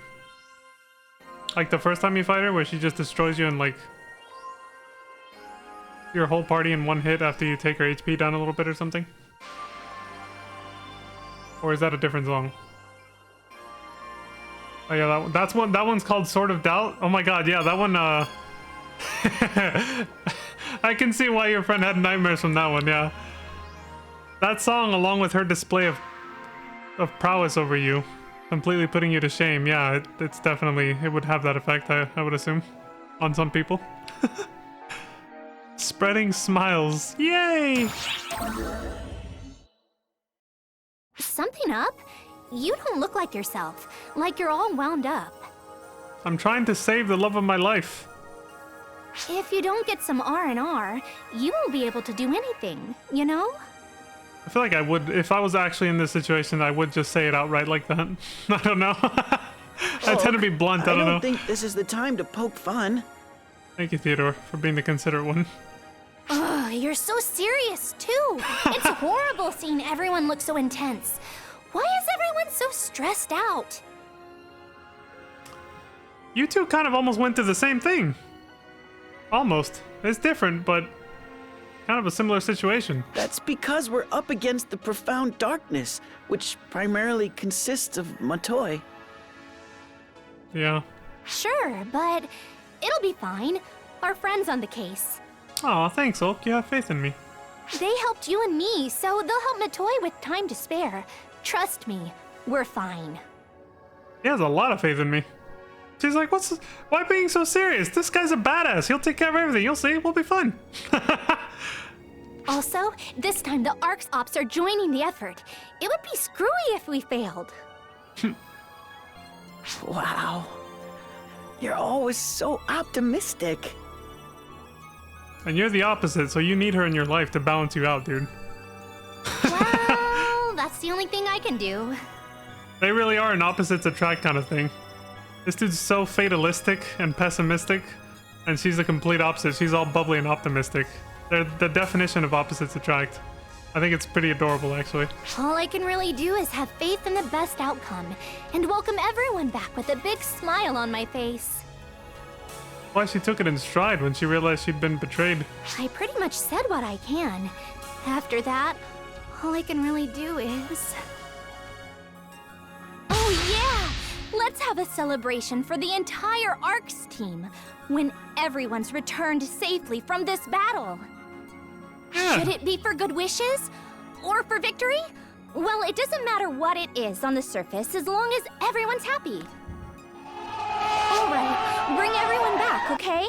Don't leave anyone behind. You got it, Ulk. I'm on it, ma'am.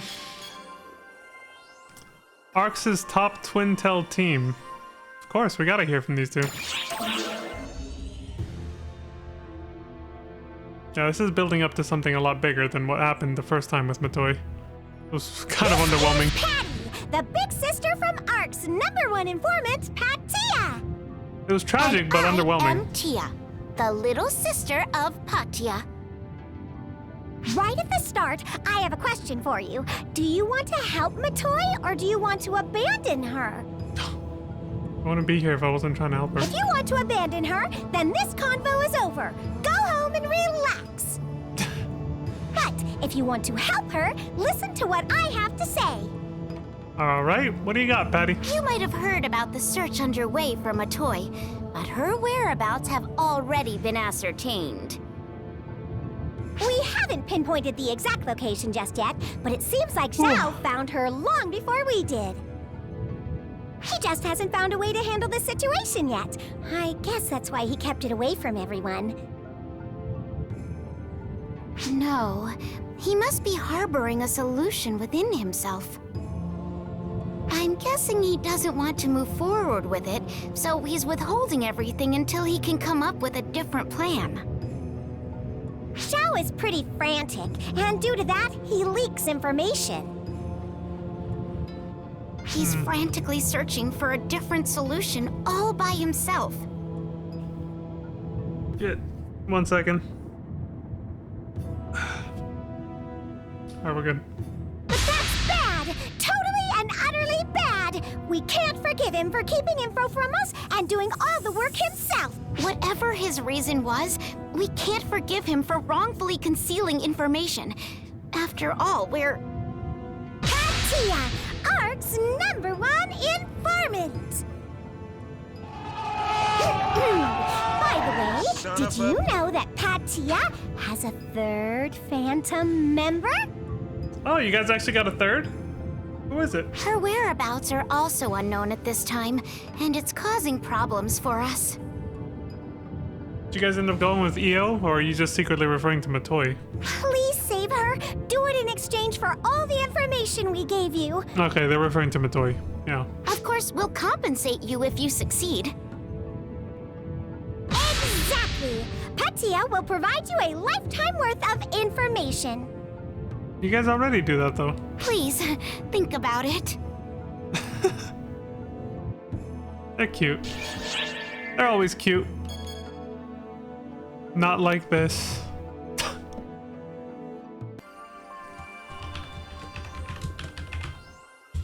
Not like this. There it is.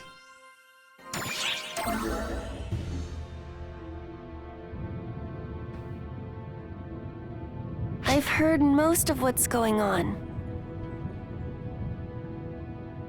About why Matoi vanished, and everything leading up to it. Yeah. I wonder what it's like to fight for someone you care about. When I talked to Matoi before, she said over and over that it was for everyone's sake. I didn't understand back then, and I still don't understand. But seeing the look on your face made me realize something, boss. Being the one left behind while someone fights on your behalf is pretty damn frustrating. Yeah.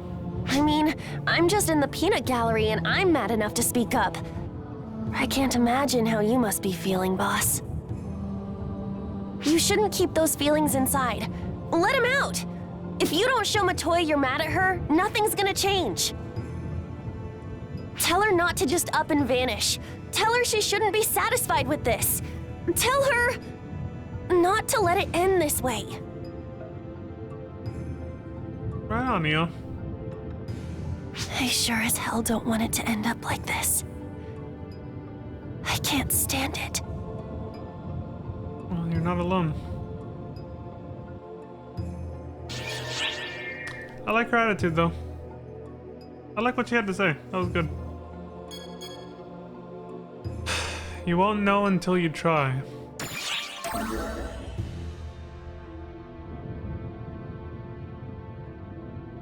heard all about it! About everything! The regret and sorrow for that double suicide. I understand it well, and it pains me. Yeah. Still, please do not give up. Please do what needs to be done while bearing those thoughts. If you do that, a path will surely open for you. I know from experience. Trust me. In order to do that, I, who am unworthy, prepared as best as I could to be of help to you. And I pledge my devotion to you, right here and now. The heat is oppressive, but there is no mistaking my words to you. If you do nothing, there is no potential. Potential is born from volition.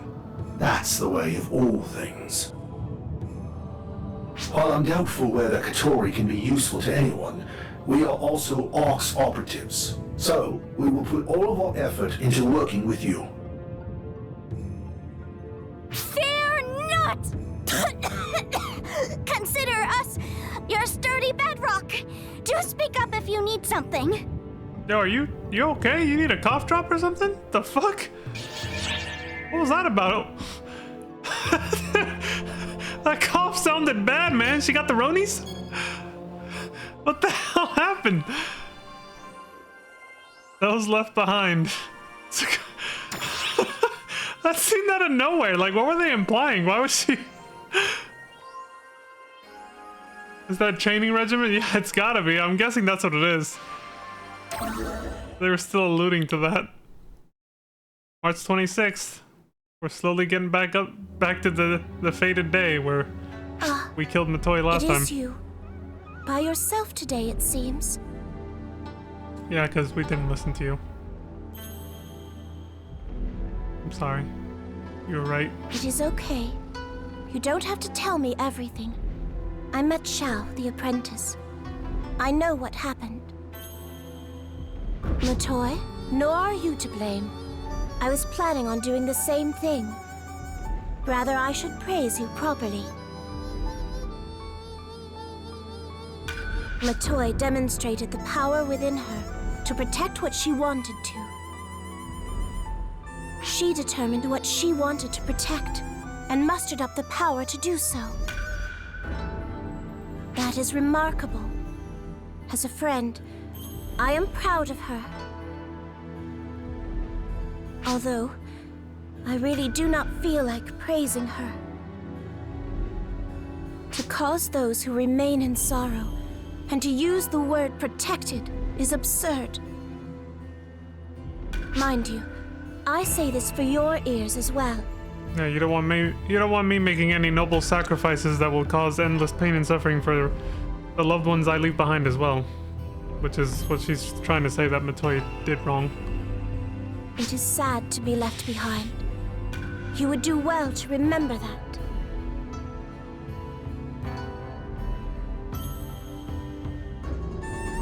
I would hope that my words are persuasive, as someone who is eternally young and has always been left behind.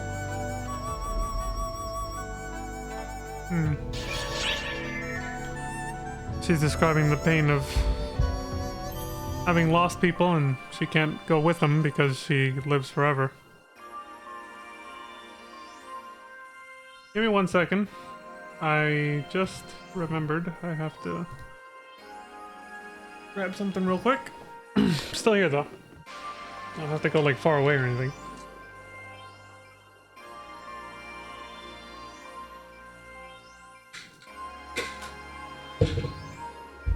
There we go.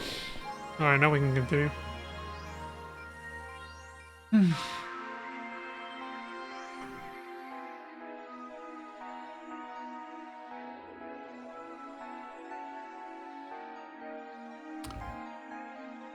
You have to actually click into the game to be able to do this. There we go. Why I'm here.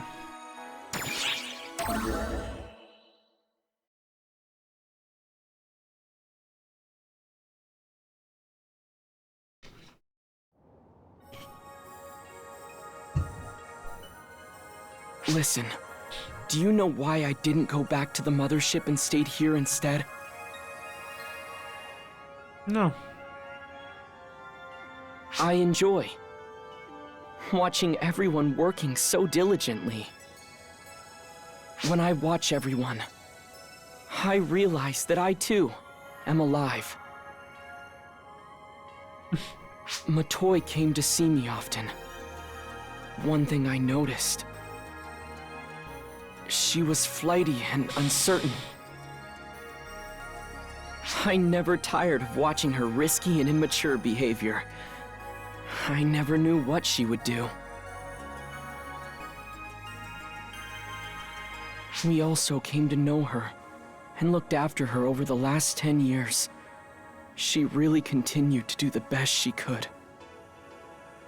Yep. She loves bringing a smile to everyone's faces. Is it possible that my and Matoy's journey will end this way? He's taking it almost as badly as I did.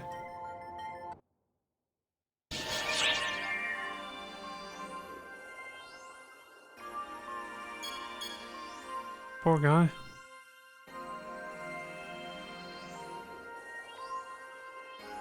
One for all for one.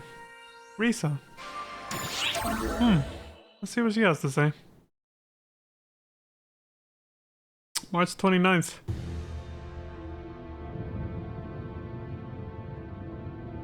Are you nervous? Well, I can't say I blame you. Darkness always lurks in behind prosperity. If the whole universe were prosperous, the darkness would be immeasurable. You can't have, what was the saying from earlier? I can't remember the exact wording, but something about tall mountains without, you know, deep valleys, basically. That kind of thing. I couldn't even fathom how many photons we'd need to expel that darkness. If we asked everyone if we'd be able to win, I'd side with the ones who answer no. However, now is different from then. The Photoners thought that perhaps by sacrificing a single life, they could save the world. On the other hand, Arx is united in saving just one being. I think it's a stupid and immensely inefficient way to lead, but I like it. Oh. I was a little disenchanted that the same thing was going to happen again, but it didn't. Yay, A+. I like her like this. Just having a heart-to-heart and talking like, you know, not being her usual psychotic self. It's nice seeing this side of her. I hate false spawn. I also hate photoners. I think I can come to like all of the Arxops, though. Including you, of course. Of course. This game wouldn't be a waifu simulator without that, would it? I have to have my harem. Thank you, Risa. So make sure you help them out. I will.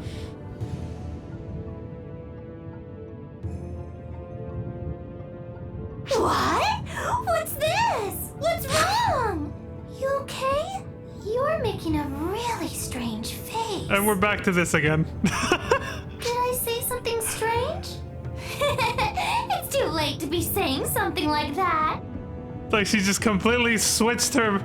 Yeah, she just switches her persona. Look, even the way she moves, her idol pose is totally different when she goes into this. I've only ever been able to say strange things.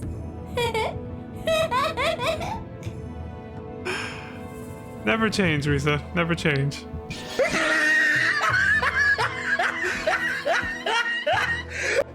That's why she's named Risa. It's not just because she laughs like a psycho. It's because she brings us laughter too. You see, there's layers to it. She's a very well-made character. I mean, all the characters are very good, actually. To be honest. They're all very well made. There's a lot, but they're pretty fleshed out, surprisingly, for how many there are. Stubborn Streak. Oh, she got herself new clothing. How's it going with Euclida, Often? You made any progress? Or does she still hate you? Or pretend to hate you? March 30th. Oh, he got new clothes too! Hey, mate. UC's up there. What's up, Boffin? Dylan!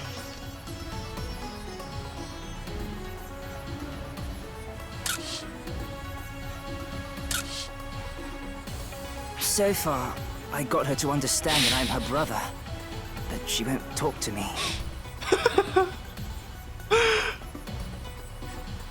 Not as hot as Matoya, of course. I mean, especially now in her Dark Falls form, where she's like, do you know every new outfit Matoya has gotten since we met her at the beginning of the game? She's more naked than before. I just noticed. When we went back into the past 10 years ago, she was like the most covered up. But then in the present day, when you meet her at the very beginning of the game in chapter 1, episode 1, right? She's like got more revealing clothing, which she changes into 10 years ago, right? And then in episode 2, I think it is, right? At the end of episode 2, somewhere around there, or maybe it was at the beginning of episode 3 when she changes into the latest outfit she had, and then when she turns into the Dark Falls form, like she's got even less clothing. She gets less clothing with time. That didn't happen with Euclida though. Well, actually, kind of, but you know, not to the same degree. I just realized that was a pattern that was established though. That was pretty funny. Opposite, so far, I got her to understand that I'm her brother, but she won't talk to me. She's still being an edgelord, It has gotten huh? a little better though. She isn't running from me as soon as she sees me. Hey, that's progress. Oh, I'm wearing this outfit because the one I had before got torn up. Yusi's did as well. I mean, I saw her outfit get torn up in the cutscene. Yours was completely fine, from what I could see. But sure, we'll pretend yours was torn up too. I like it though, So, it's cool. What's going on with you? What about Matoy? Well, you see, Matoy's in a situation, again, not the same, but kind of similar-ish to you with her, with Euclida. I'm trying to save her, but she's being stubborn about it. And then my future self isn't helping things either. Shit's bad, man. I see. Not good. Even so, mate, don't give up. I'll help you out. Right on, man. What an irresponsible way to talk. You're facing the profound darkness and you're saying not to give up? Noticed ever since we shot her, well, her and Often, she lost that sort of Dark Falls echo in her voice. I did notice that detail. It seems to have stuck. I hate to tell you this often, but we gotta kill Matoy. What an irresponsible way to talk. You're facing profound darkness and you're saying not to give up? Well, yeah. So you were listening, Yusi? Of course she was. She saw us, didn't she? Don't get the wrong idea. I would be burdened if you stayed with me forever. I suppose you came here to ask me how to bring that girl Matoy back? That's too bad, because I don't know. Because you presently struggle with a similar problem. So that makes sense. I was just a half-finished anomaly, and I can't imagine Dark Falls returning to normal beings. The profound darkness is the same. You can do everything in your power, but it's futile. That's no way to talk. My mate's doing it for her. What I'm saying is, if you're thinking of what's good for her, give her a quick death so she can be at peace. Jesus, now there's two of them. Now you sound just like my future self. You son of a... But I see in your eyes, and Often's, the determination to save her. We have to. As I said earlier, I was just a half-finished anomaly, so I turned back into a human. If that Matoy girl is like me, you might be able to return her to normal. We have to for multiple reasons. Because, like, I really want to save her, and at the same time, if I don't, I won't be able to save myself either. I'll turn into a Dark Falls myself and become a depressed wreck that gets stuck in time loops forever. So I'm kind of, you know, this is the only path. I have to save her to save myself. I don't know how you'd go about it. That's for you to figure out on your own. I can only imagine that you two will continue to bug the heck out of me. Yeah, probably. Surprisingly, that might be effective. Photons convert emotion to power, after all. Well, there you go. At least you're not as pessimistic and grouchy as you used to be. It's working. You see. See? Often just noticed it. He's like, wow, she never used to talk like this before. It's working. We're getting through to her. Uh-oh. All right, the conversation's over, so go on. Yeah, she's really tsundere. You'll get through to her eventually, Often, even if she plays hard to get. You'll get through to her. You're gonna get on my nerves if both of you start hanging around me. Yep, this is the tsundere character. Yeah, exactly, Peaches. Even if I do something for someone else, I'm actually doing it for me. Because it makes me feel better. That is something I've often thought about, like in real life. I'm always like, is there ever a selfless act that isn't always at least a little bit selfish? Like even if it's a profound sacrifice. Is there a part of us that does it because we know that we couldn't live with ourselves if we didn't do it? Which makes it still kind of a selfish act, if you think about it. You don't think selfless acts are ever 100% selfless? Yeah, exactly. I know what you meant, Peaches. I saw that was a typo, yeah. Yeah, that's what I think too, yeah. We do it for ourselves. And I think that makes sense, and there's nothing wrong with that. Because, I mean, it kind of goes with that saying that people have said, where you can't love someone else unless you can love yourself. It goes hand in hand with that. I used to think that wasn't true. And then I realized through life experience that it holds a lot of weight, that saying. I realized if you don't prioritize yourself to a certain degree, and you just kind of martyr yourself, you know, you treat yourself like shit, talk to yourself like shit, that will reflect into someone else that you become interested in some form or another. You usually don't find out till it's too late.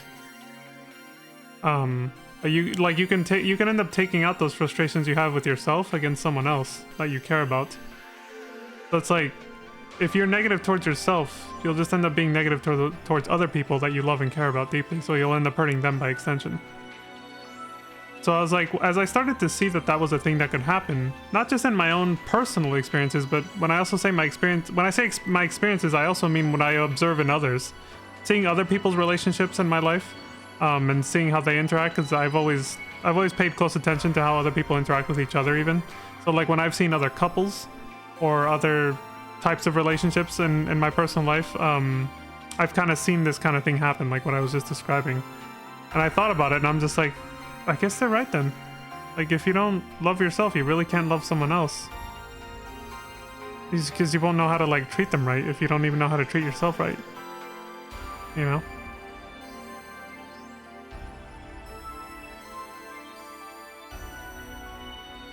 Now maybe there's exceptions to everything, and maybe that's one of those things too. Maybe there is someone out there who can do that or whatever, but on average, that is definitely what I observed.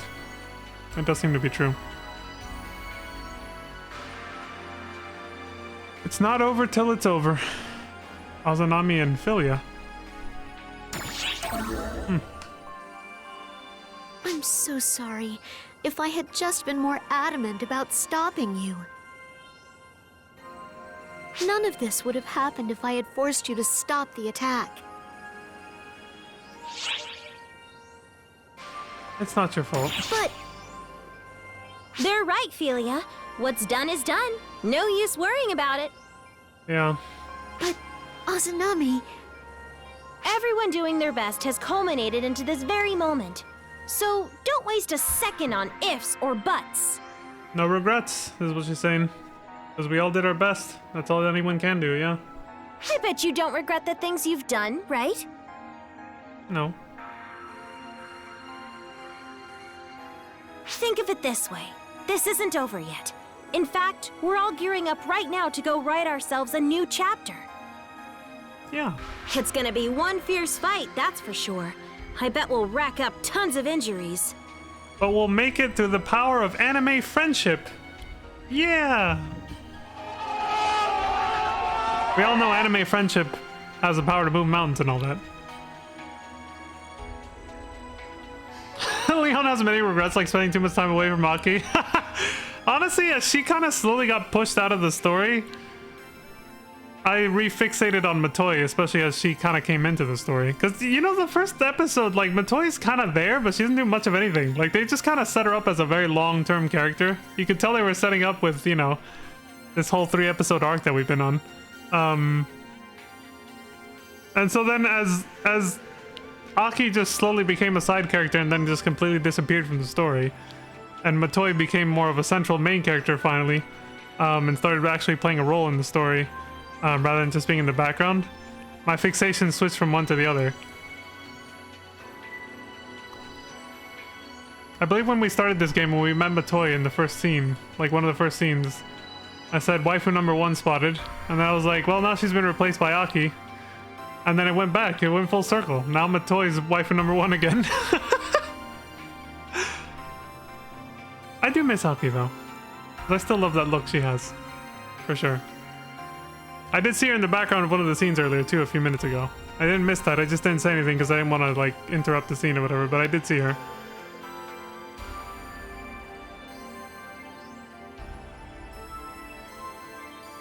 Yeah, because she's not everyone's type, Peaches. Like, that's the thing. Like, they obviously, yeah, they did set her up that way. And you obviously are her love interest. She literally said it. She says it in that scene where she sacrifices herself to save you. But yeah, I mean, everybody has like a different type, so that's... And maybe that's why you don't actually see that happen too often. Like, where they don't give, like, especially if you're playing, if your character is of your own making, and they're like a silent protagonist kind of character, like, you know, in most MMORPGs they tend to be. When they do that, and they know people are gonna make their own headcanons for their characters, I think most writers avoid this kind of situation for that reason, because everyone has different tastes. Not everyone's gonna be into the same type of, you know, character or personality. So it's like, that can be a little immersion breaking for somebody's headcanon of their own character if they're not into women that are like Matoi, you know?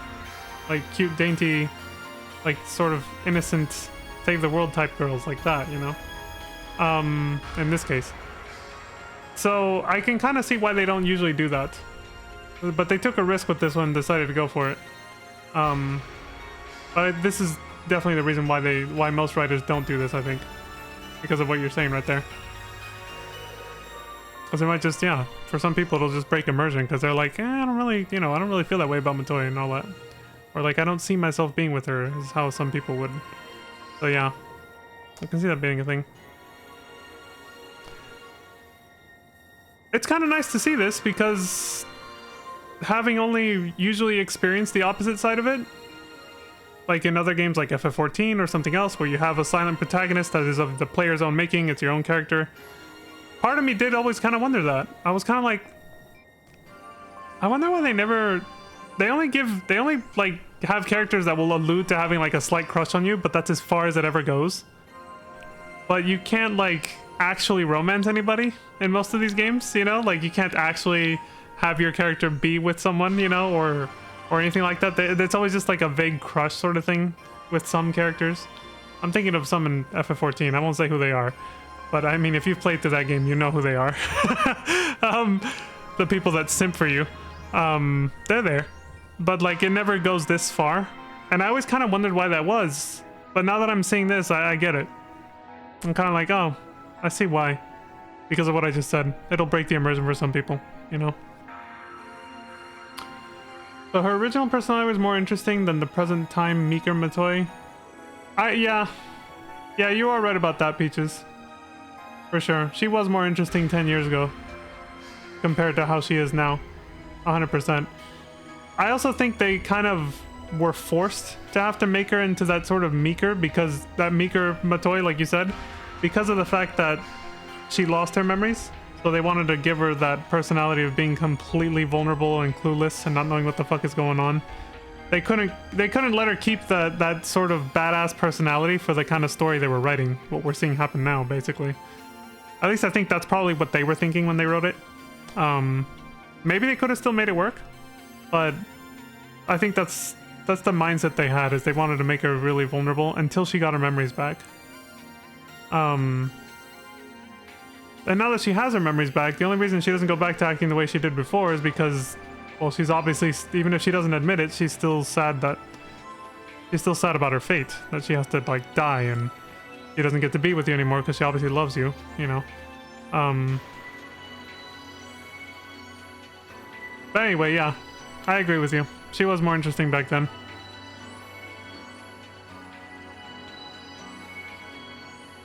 For sure. Her meeker personality is because the target demographic has traditionally found meek women more attractive. That would, I honestly think the same, Peaches. Like, I didn't say it, but Matoi, as soon as we met her, like literally in episode 1, where she's already meek and, you know, vulnerable and all that stuff, like, she was a straight up anime trope, 100%. Yeah. Like, you see girls like her, the way she acts in the present, like as soon as you meet her in episode 1 and all that, the way she acts for most of this game, the girls with that kind of personality are like almost always like the love interest of the main character of an anime. Yeah, 100%. It's almost always that, yeah. So it makes perfect sense what you said. And I kind of just felt that too, and that's why I was also kind of like, oh, okay, well, here we go. I mean, I wouldn't be surprised, because her stature, she looks like she's pretty much around 18, yeah. Obviously she's like, for lore reasons, she is older, because 10 years ago she looks the same as she does 10 years ago, but like, yes, her body type for sure, the way she looks, definitely, yeah. She looks about 18.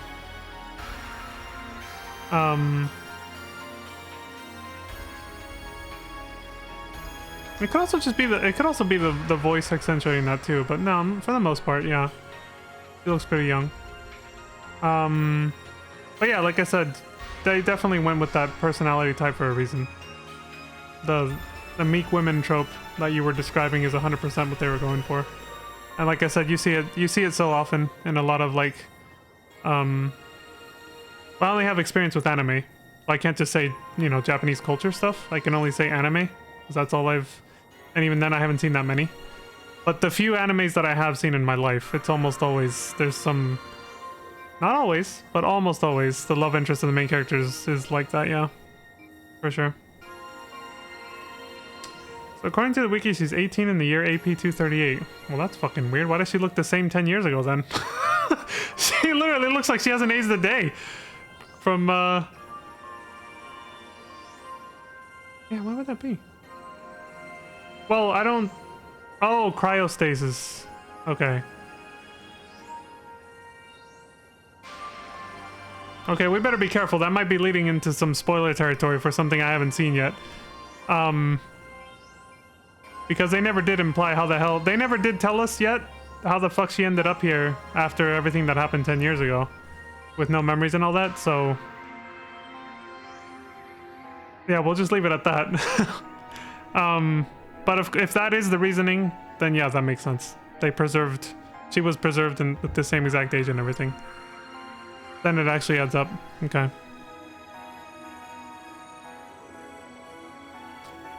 Well, it's a good thing we had this conversation with Azanami doing this constantly, because it's kind of what we're doing. We're just thinking and analyzing things right now, just...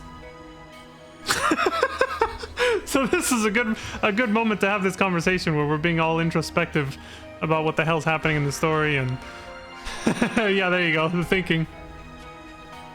We're being all introspective about what's happening and all that.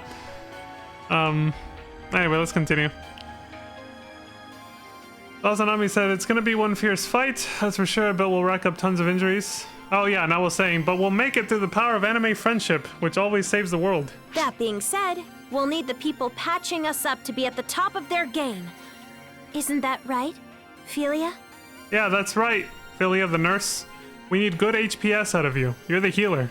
You better make sure no one dies. Keep the tank topped off. Keep everyone topped off. We're going into a raid. We need A game. Yes, you're right. See, she's got it. She's going into her A game for healer, for the healer role. I do need to keep it together so I can give Matoy a good, firm talking to when she gets back. Atta girl.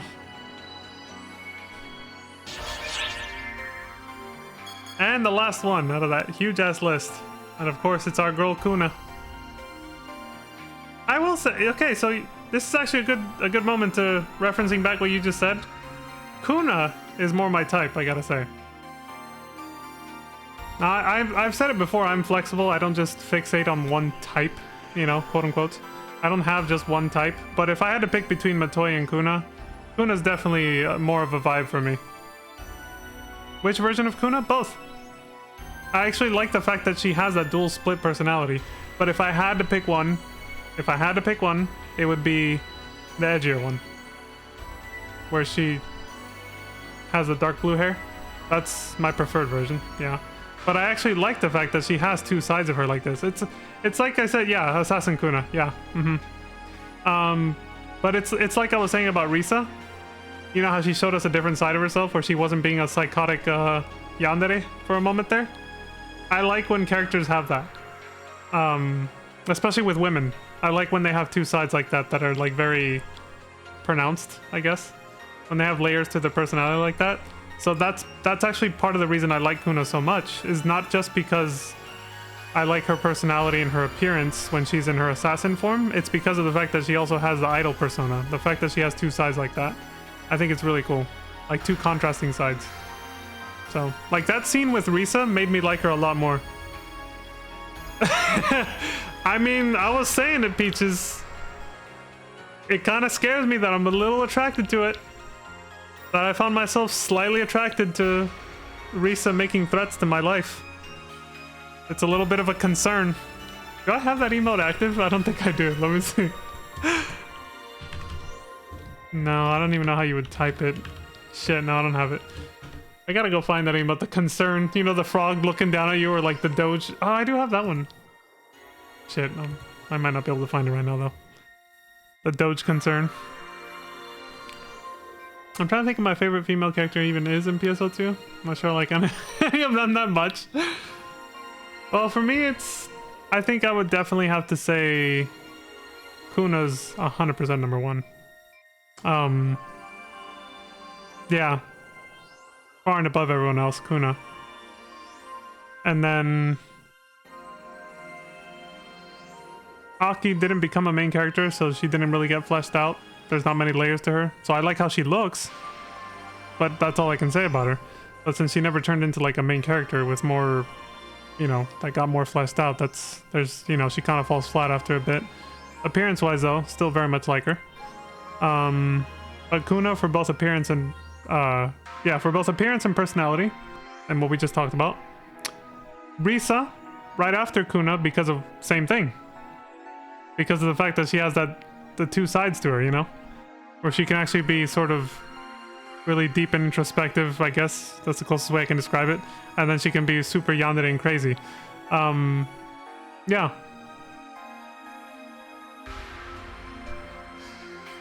Io's alright. Io and Sarah are kind of... Sarah gets more screen time and she's more of a main character than Io. But if I had to pick a third place, it would probably be tied between them. I think I like Io's appearance better. It's the suit. The short hair and the suit that she has with that, like, she just looks snazzy. She looks good. Io. She looks really good. A bit of an Io simp. I'll put her in third place and Sarah right after her, I think. I'll make a more extensive list when I have time later, but for now we're just gonna continue this because it's getting late and I want to finish this up. I want to see how it ends.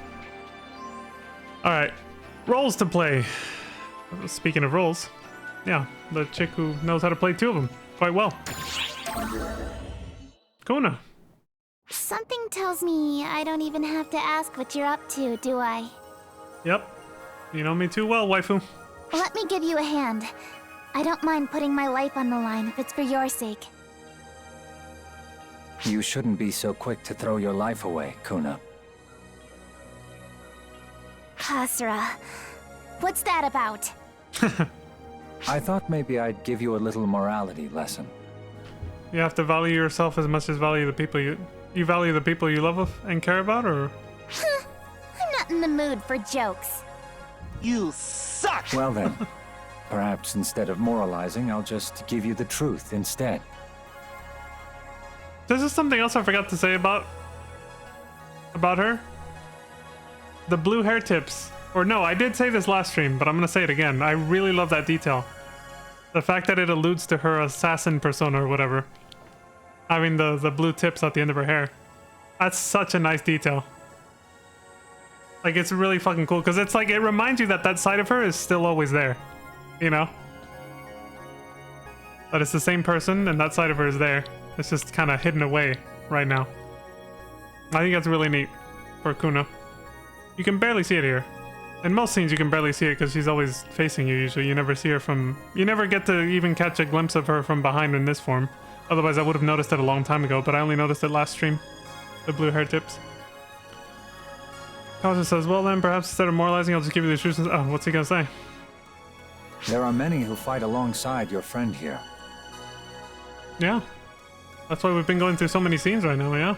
But there's only one person who can uplift and inspire the weary and wounded who return from battle. One very special person. Oh, he's talking about Kuna, of course. Peaches, I didn't... That's a solid choice, is what I want to say. Sorry. Switching back and forth between the story and what you just said. My mind is just, it takes a minute to shift gears like that. But yes, that's a very solid choice, Peaches. Euclida is starting to grow on me now that she's actually coming around and not just constantly rejecting us and often, you know. She's definitely starting to grow on me now too. And I like her new outfit too. But I still need some time for her to really like decide where she'll be on my waifu tier list for this game. Okay, so Costa said there's only one person who can uplift and inspire the weary and wounded who return from battle. Yeah. Saying she has to play her role as an idol. Kuna. And yet, this same person, this very special person, wants to run off to battle, not listening to reason. Why is that, I wonder? Listen to you. Always beating around the bush, you shifty devil of a man. You bastard! I'm just glad you seem to follow what I'm getting at. Her dagger eyes. Yeah, it's like, Kuna, you get it though, don't you? What do you think? What should I do? Yeah, what I've been saying from the beginning. You should decide for yourself. I know. I knew even before I asked. Mm-hmm. Kuna's, yeah, I was about to say atta girl. No one knows. And the me everyone does. The voice changed. You knew exactly what you needed to do from the start.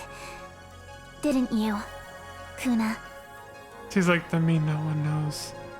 And the me everyone knows. See? That switch, the camera angles, the cinematography was perfect for that. The fact that the camera angle went down as she looked down and like sort of switched into that other persona for just a moment there. And then went back and the camera went up. Like it kind of was that shift between like dark and light. Her assassin and idol side. And that was really cool what they did with that camera angle shift. Damn. This story's very well made. Just so we're clear, this wasn't something you talked me into, okay? At the very least, the characters are very well written. Whatever pleases you. I only care about the end result, not the how or why. I had also considered pressuring you by pointing out your sheer lack of ability. But it seems there's no need for that now. What the fuck? You really need to learn when to stop flapping your gums. What the fuck? You bastard! Okay, I've decided. Let's everything is over and you make it back, I'll throw a super special performance for you. Sweet!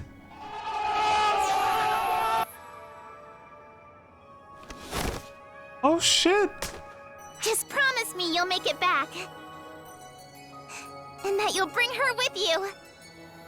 Oh, it's a promise now for sure, Kuna. You got it. You son of a bitch. Dude, she got a new outfit. That was pretty fucked up of Costa to say that. Did you see the microphone? She even had the little headset piece with the little microphone so that she could sing on stage and everything. Is that like the outfit she normally wears on stage, and then the other outfit was just kind of like a placeholder when she's not on stage, but she's still in like her idol form or something? Or what the fuck? Or was that like genuinely a new outfit they just gave her? Because that was pretty cool. I asked because that new outfit seemed to have taken inspiration from like the clothing style we've been seeing in episode 3 with the Far Eastern theme that they got going on with why did I forget the name of the planet? The planet with daybreak and nightfall. What the hell is it called again? Harukotan. The whole Eastern vibe they got going with Harukotan. I feel like that inspired, yeah, that inspired her outfit there. That was pretty cool. So that was a new outfit. Okay. Yeah, that was neat. A future in flux. Chao and Ulku. Ulk. Sorry, I forgot the last U is silent. Language. Written language. March 31st. It's almost April Fool's Day. Are we gonna save her on April Fool's Day? On You April want 1st, to know really? where Matoy is? Well, we're still on the hunt. I'll let you know as soon as we find out. Bullshit! We're working on a way to bring her back to normal too. Why don't you take a load off for now? Dude, bullshit. Come on, Xiao. I thought you promised you'd put lying behind you. Thank you. That was 6 months ago. Yeah, that's why I was hitting that soundboard. It seems Matoy's down in the ruins on the Various. Just waiting, still as a statue. Yeah, she's waiting for me to come kill her. Ulk! The Overseer's job is to share intel freely, Xiao, not to spread untruths. I don't see how you can get upset at me. You suck! Besides, how much hope do you really have of finding a way to bring her back to normal? Hey, what about you? Anything come to mind?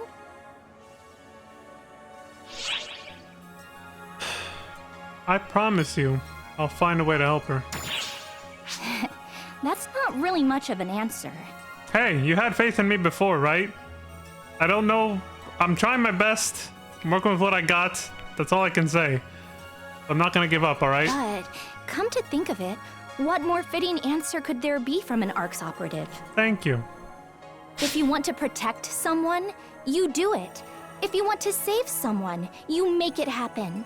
Yes. I'm sure that's the feeling that drives all of us, deep down at our cores. If photons, tethered to dark desires and emotions, were responsible for birthing the profound darkness by mistake. You got it, Alucard. We were just saying that. We were just saying that when Azanami was on the screen. That the power of anime friendship is enough to move mountains and save worlds. Or universes in this case. It always is. If photons tethered to dark desires and emotions are responsible for birthing... Oh. Then it stands... Well, she's gonna say it stands to reason that photons tethered to positive emotions and desires would do the opposite. But would undo that mistake. Because that sounds perfectly logical, actually, yeah. Maybe it's photons that'll set all of this right again, too. Maybe that's how we undo Dark Falls. Through the power of love and friendship.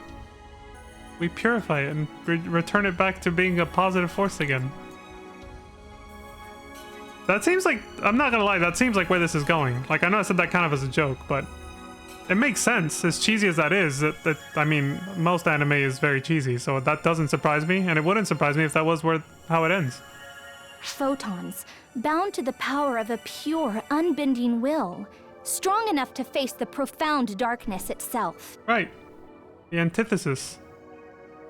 It's kind of... Risa was kind of hinting at this a little bit when she said, everyone worked together to, everyone collectively decided to kill one person to save the universe, and now the opposite is happening, where everyone is working together to save one person, at the risk of losing the entire universe if we fail.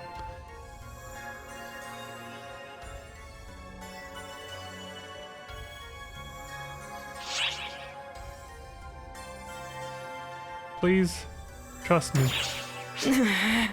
This goes against everything an observer should do. Nothing about it makes any sense. But he's going crazy. I guess that's why. It's exactly what I need to do. Now you're getting it. Okay, it's all up to you. We have the power of God and anime on our side. I'm sending you to Matoy. You'll have the full force of Ark's strength behind you. We're gonna build a spirit bomb, Dragon Ball Z style. The future defies calculation, and it goes beyond omniscience. And I'm leaving it all in your hands.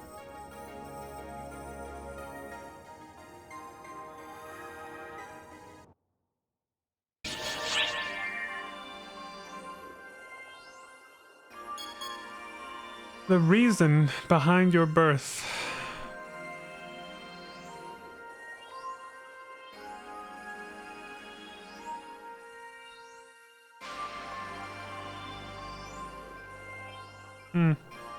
For some reason I was reminded just now from everything that's happening, but also something that Xiao said triggered it.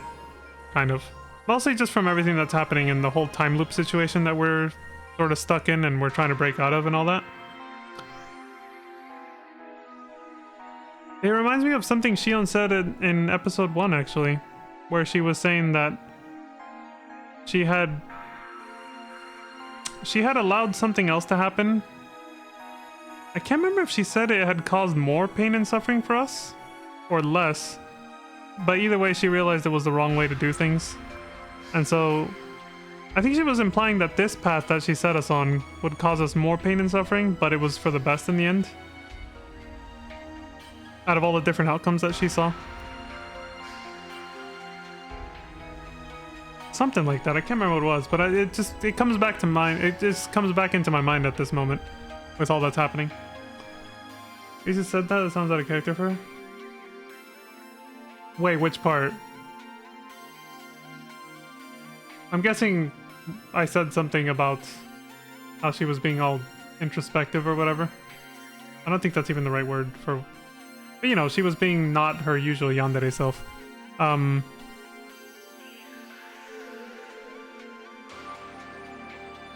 don't remember what I said. Either way, I'm just gonna start this. Like I said, the description usually spoils shit, so I'm not gonna read that. Alright, let's see how differently things can go this time around.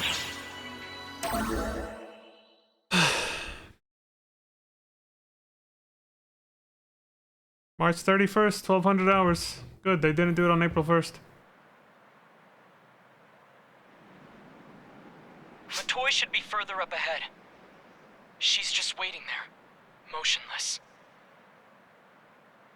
Now remember, the profound darkness is a being of pure photons. But if you strike down a body made of photons, it'll just flicker back to life. We'll just have to bind it there instead.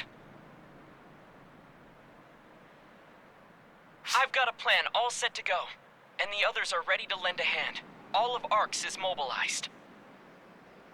Since we're pulling out all the stops, we can't let it get away from us. We have to confine it there, without fail. Believe in us, and press on.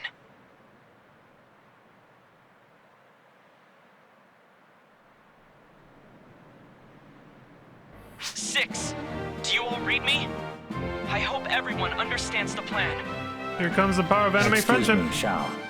I suspect there may be two among us who might benefit from an explanation.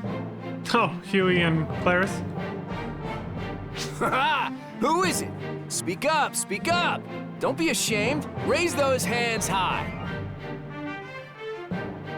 Me! What's that, Claris Craze? You don't get the plan? Well, guess what? Neither do I! Look at this dude.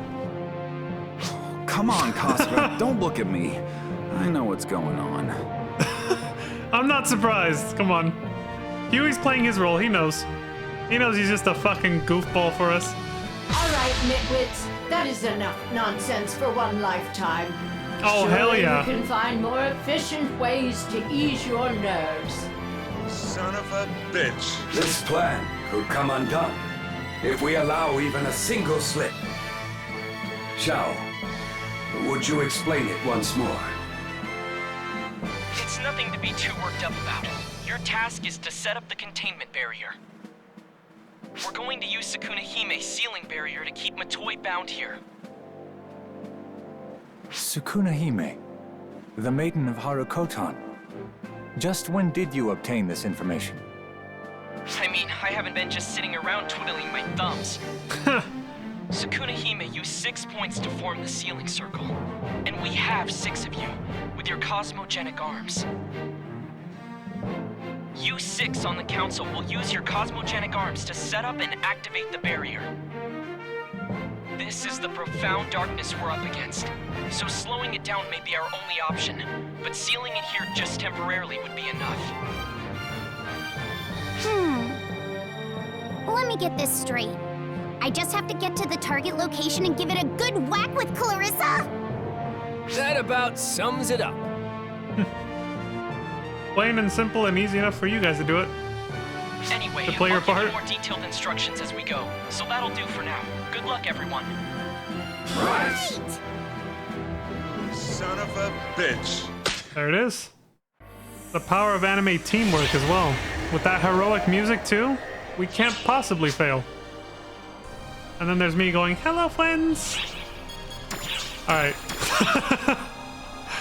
Let me feed this dude, so this little fucker, so he doesn't starve and become inactive during the fight.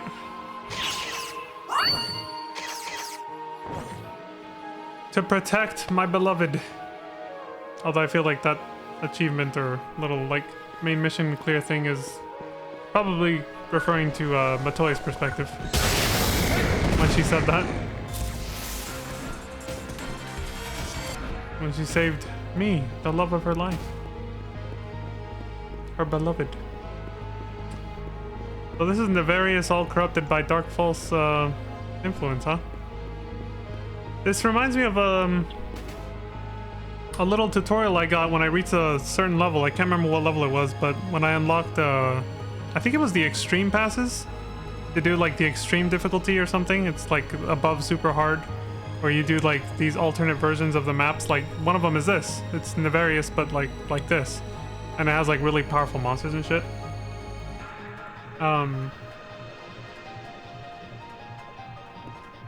I unlocked something like that, and I'm not even at level 80 yet. I'm pretty sure that's what it was, but maybe not.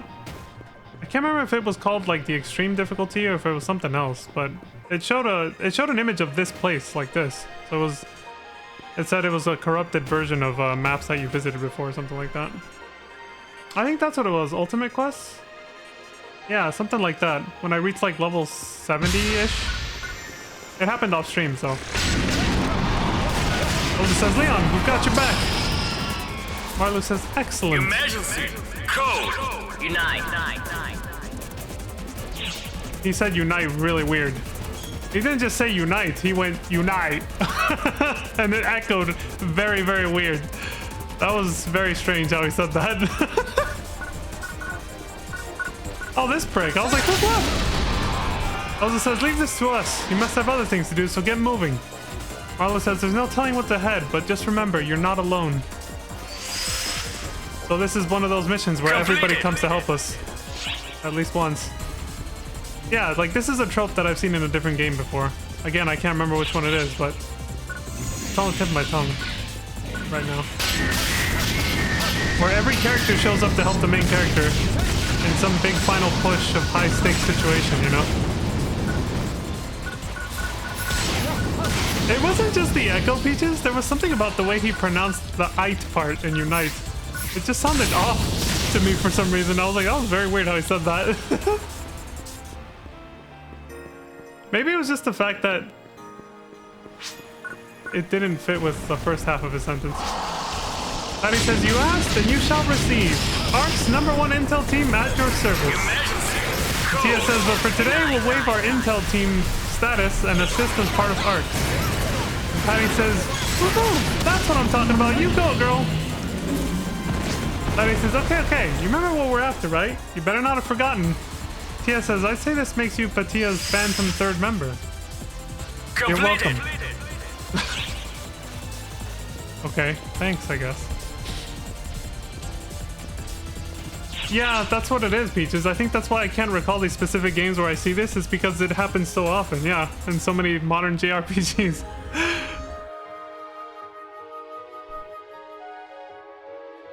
Still, it's a tip of the tongue moment. I'm like, dude, I know there's a scene from a game in particular I'm thinking of right now, and I just can't recall what it is. Due to the influence of the profound darkness, there are more false spawn than usual. Okay, so it's 12:30, same day, March 31st, 30 minutes later. Due to the influence of the profound darkness, there's more false spawn than usual. That makes sense. But hear me out. You cannot allow them to stop you. You've got to keep pressing further and further inward. That was the plan. Forget about what's happening around you. Just think about one thing. Saving Matoi. You got it. That's all that was ever on my mind. Well, I knew Matoi would see the ceiling circle, and I had a feeling she'd come up with her own plan. But he's using Gemini's power to copy Dark Falls to go after the trio of heroes. Seems like that's breaking the rules a little bit. Yeah, she's cheating. Worry not, Shao. We are the trio of heroes. Badass anime moment coming.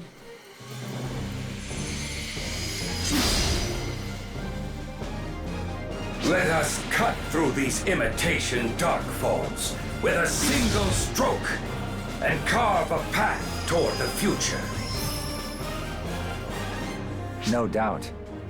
We would be besmirching our titles if we turned tail at such a trivial fight. I just remembered one example.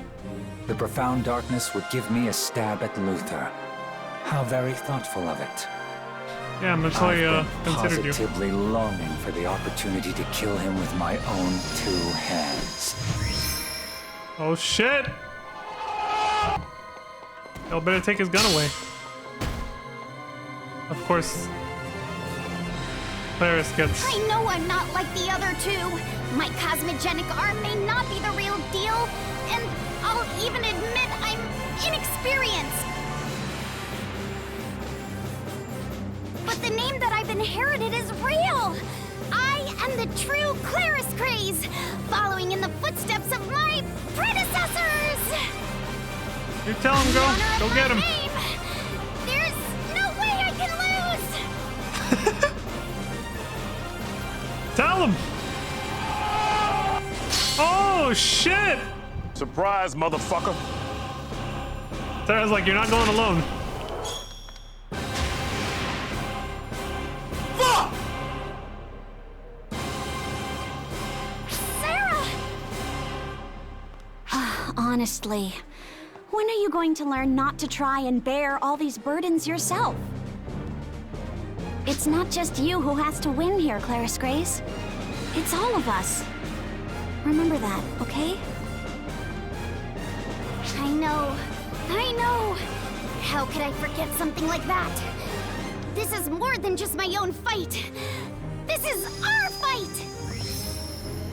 You son of a bitch. The power of anime. And anime friendship. It can never be beaten. So I just remembered which game I was thinking of. It's Final Fantasy VII Dirge of Cerberus. The very final boss. All the characters, the main cast of FF7, that are alive, of course, come out to help Vincent, and they even cheer him on. And like, when he's about to engage in the actual final battle by himself, after they help get him there, they have this big, very anime trope moment where all the characters in unison, and it shows them in like a fragmented screen, so it shows, because they're all in like slightly different locations, they all collectively at the same time yell out something along the lines of like, You know, you got this, Vincent. Like, something like that. All of them together. It's a very cheesy anime moment at the end of Dirge of Service. It's just like this, honestly. Io says, yo, let me join the fight and we'll do this together. Oh, Nazanami's here. Emergency. She says, Io is so pumped, but I feel the same way, so pardon me while I kick a little ass. Go for it, ladies.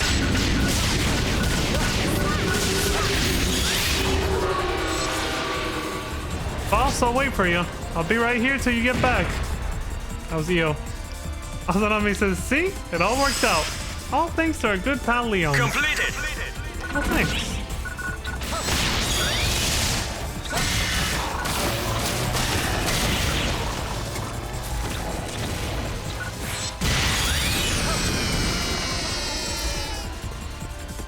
Speaking of FF7. Fucking hell house looking monster there. It was a house with arms and legs.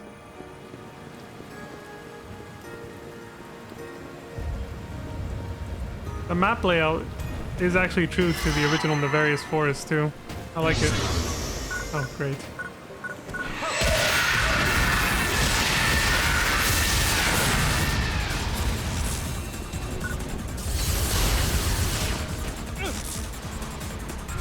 I got paralyzed.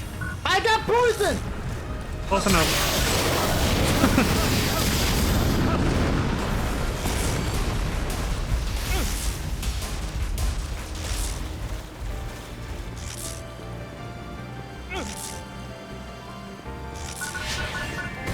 Marisa says, Leon? Total annihilation is what I do best. So I'll take it from here, okay? Fourier says, oh hey, I couldn't help myself, so I followed Risa out here. Well, this was a very unlikely duo. Risa says, just leave the rest to us now, okay? You mosey on up ahead. Fourier says, right, we'll take this area. You go on ahead. I'm getting backup too from the helicopter pilot. Not a helicopter, but you know, close enough. I'll take that. Thank you, sir.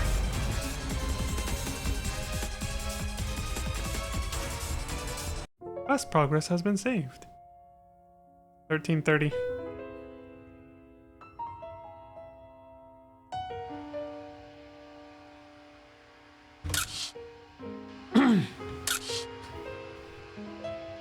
My keyboard is acting up again. What the fuck was that? I can hear it. A hollow voice, brimming with remorse.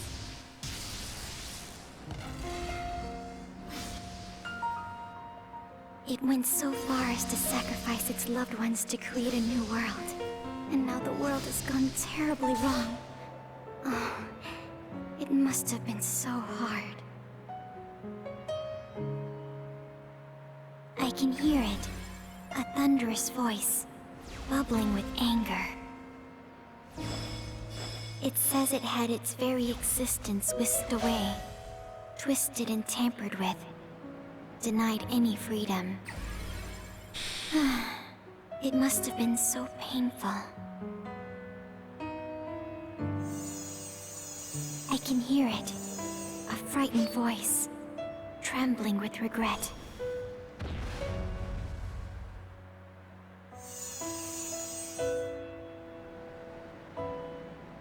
Describing Shion, I'm guessing.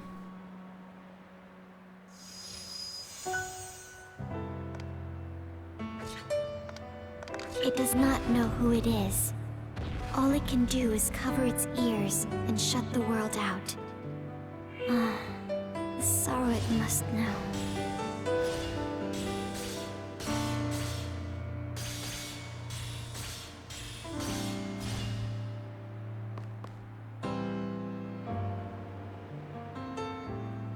Even the strongest among us has a heart full of hardship, pain, and sorrow.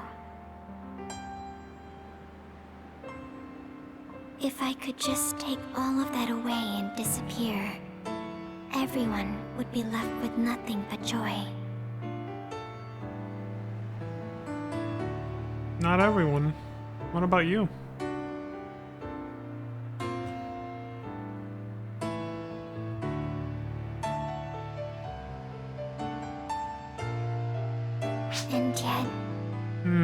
Yeah, that makes more sense, Beaches.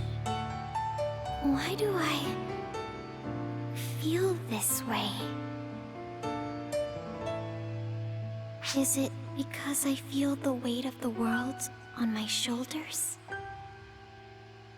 But I was born to shoulder this exact burden. So, why do I still feel so alone?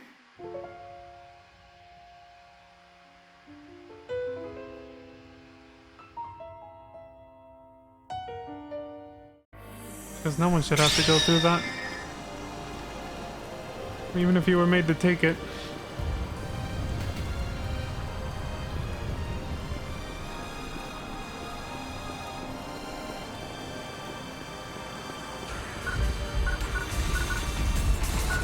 Who are we meeting up with here?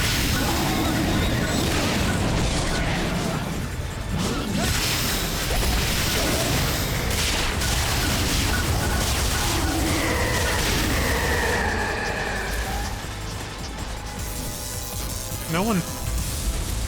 They were just bickering amongst themselves. Ah, Katori. Katori says, this is the perfect time to show off my hidden power. Saga says, I'm not much, but I'll do what I can. Think of me as the opening act. Unite. Katori says, how I wish I could go with you. Instead, I'll just send you off with a smile. Good luck out there. Saga says, we'll take this section. You go on ahead. Completed. Son of a bitch.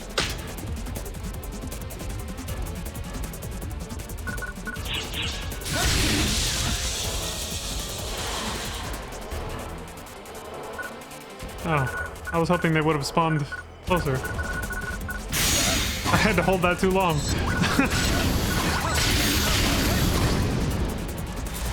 It's like something's gonna spawn behind me, right? Too far away though.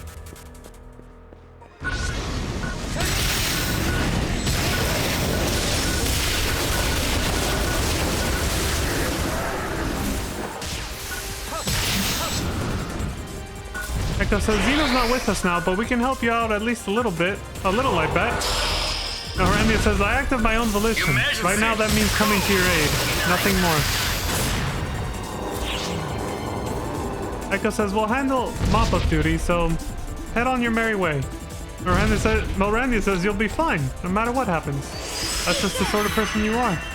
Completed. Now you sound like,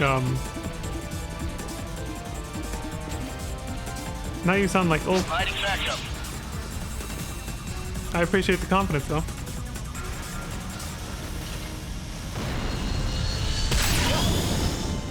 The faith that they have in me, anyway. That's what I'm getting at.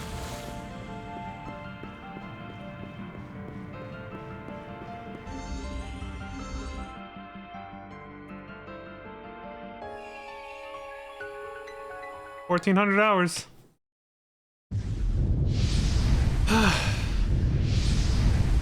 Looks like our friends have succeeded.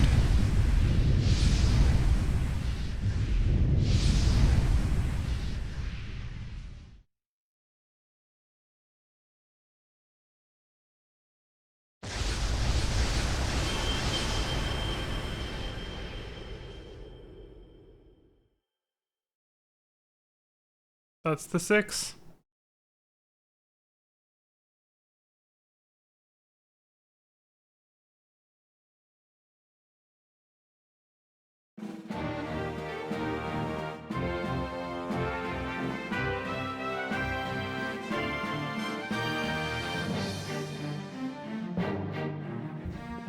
The 6 are safe and the barrier is in place. This should keep the profound darkness sealed tight down here. We of the 6 must pool all our strength into maintaining this barrier. Hell That yeah. means the rest is all up to you, and I've had about enough already, to be honest. Limitations though they were, we trio of heroes did fight against Dark Falls. I do hope you won't think too poorly of us for stepping aside. I was right here, too. I still want to talk about all kinds of stuff with my predecessor. I'll save her, don't worry. Right, or you'll have to answer to me. still got a ton that I want to talk to her about. So bring her back, all right? I want to see both of you in one piece when this is all over. I'll never forgive you if the two of you don't make it back. Okay? Not too scary when she's all worn down like that, is she? This guy. All I have to say is, I don't have a damn thing to say. Where there's a will, you'll find a way. That's perfect. Whichever way it goes, I'll be here to catch you if you fall. Just do your best and go easy on yourself, huh? Listen, don't you forget that you've got all of us backing you up. Son of a bitch. Very well done. There it is. The moment I was describing from FF7. It was right there. Everybody cheering on the main character.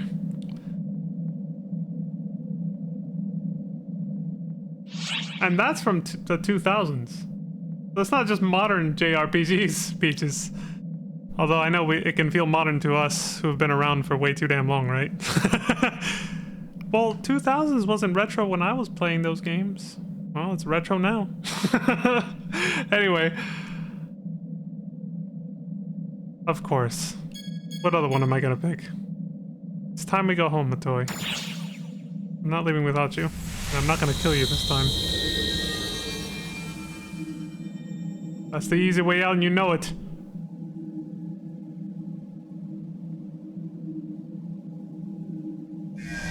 It's not that easy really, but you know. Compared to living. With this kind of weight on your shoulders, it can definitely feel that way.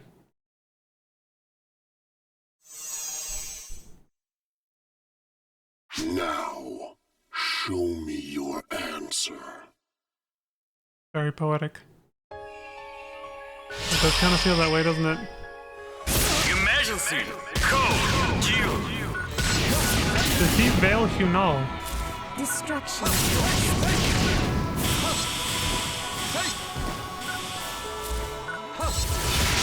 You are already a team, and you're not you.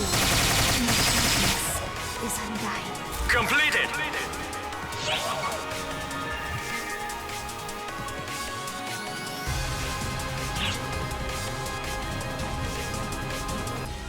1430.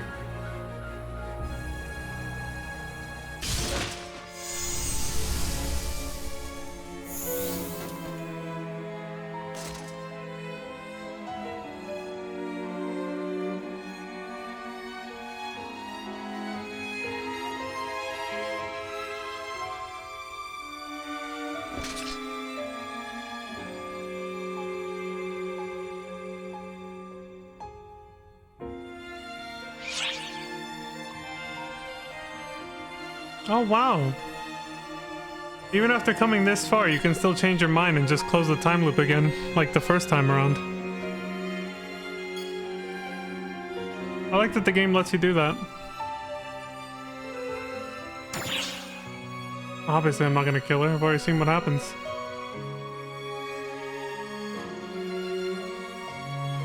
We must break the cycle. We have to. I'm here to rescue you, whether you like it or not.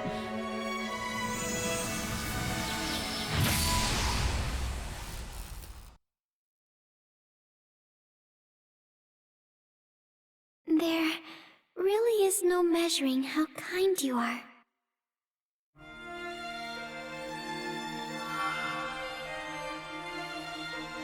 Here I was, ready to do this, but I don't think I can now. That kindness of yours can be a real curse sometimes, you know? Even when I was consumed by absolute darkness, your I had to get a little voice more. alone could still reach me. That's how I made it back. This is it, though. My very last chance. My last chance to make things right.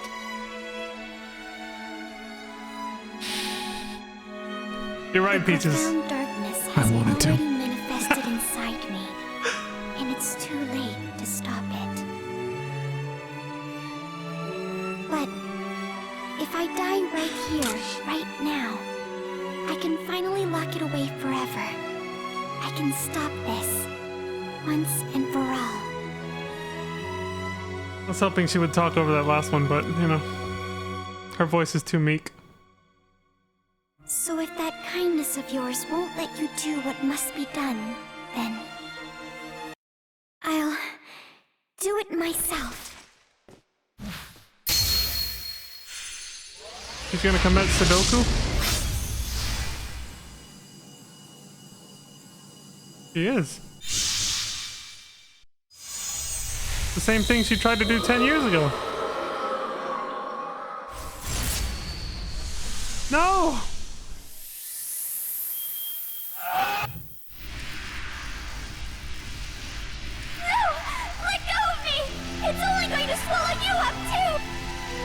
I said we're both coming back from this. Just listen to me. I don't want you to stop me. I've made up my mind. This is the way I want things to be. Oh, I think that's shit. I only ever used to do what I was told. I never knew why I wanted to protect everyone, why we had to fight. But not anymore. I'm not the same person I was 10 years ago. I thought all this through for myself this time. And I'm making my choice. Protect everyone. I don't care about saving the world. It's just you. I want to save the world because you're in it. I just want to protect you. Listen, I'm not scared. There's nothing that can scare me anymore. Okay?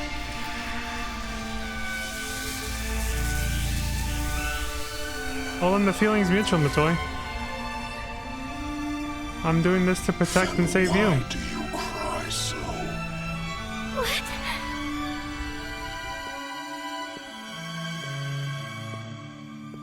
You can't stop me from making my choice.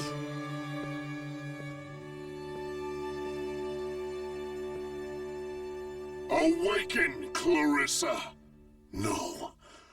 Awaken, Xion! I am ready to end this accursed cycle once and for all. Please, lend me your power. I knew he'd see things my way. We must break the cycle. As you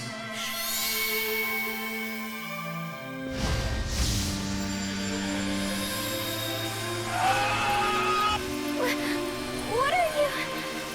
Suitable as you may be for this, in the end, you are part of Arx, while I am a Dark Falls.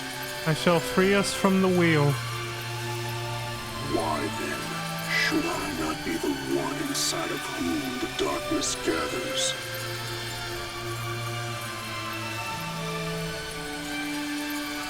Are you gonna take the bullet instead, huh? Was this your goal all along? Because you seem awfully, like you knew this was gonna happen. You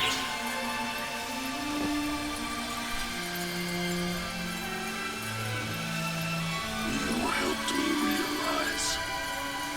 I see now what must be done to save the one person I wish to protect.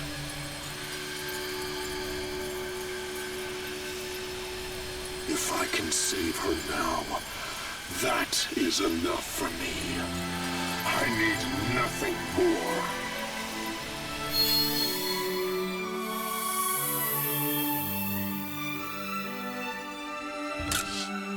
I had to catch her.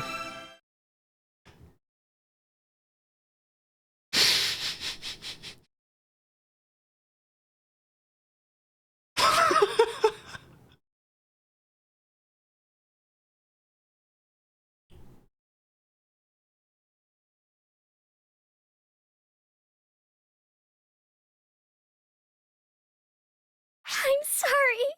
I'm so sorry. When it mattered, I couldn't bring myself to do it. And I ended up costing you your lives. You may not know it, but But you and I once made a promise together. Don't cry. Smile. We have received the profound darkness. Now she will live on, as will you. I'm not stuck in a time loop anymore, huh? But know this, it has not been eradicated. Eventually, it will take shape once more. I have never seen a timeline in which the profound darkness has appeared with the Dark Falls by its side and been defeated.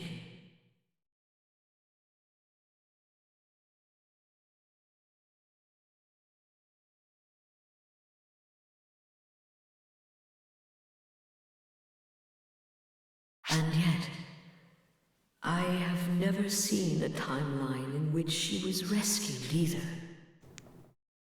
Miracles do happen, eh? Depends on you.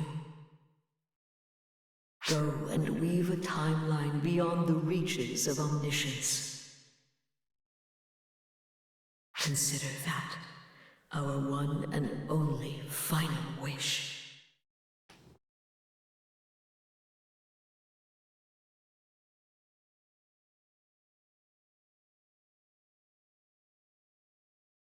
I'll do it for you and for my past self now.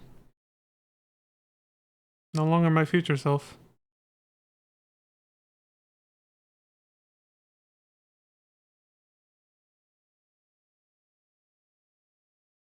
$1,500, 30 minutes later.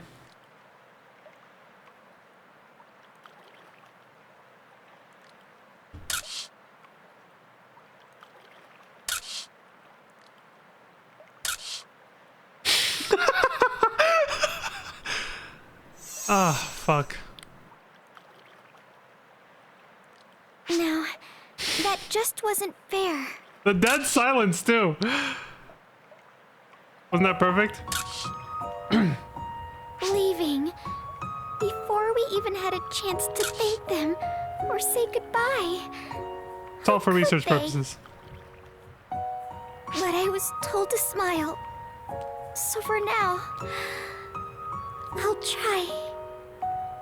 I'll keep this smile up until it's okay to cry. After all, they said the profound darkness would come back. Yeah. And since it's essentially our fault it's been revived, we ought to be the ones to destroy it. I assume the Dark Falls are also on their way, and we still have to do something about the fall spawn.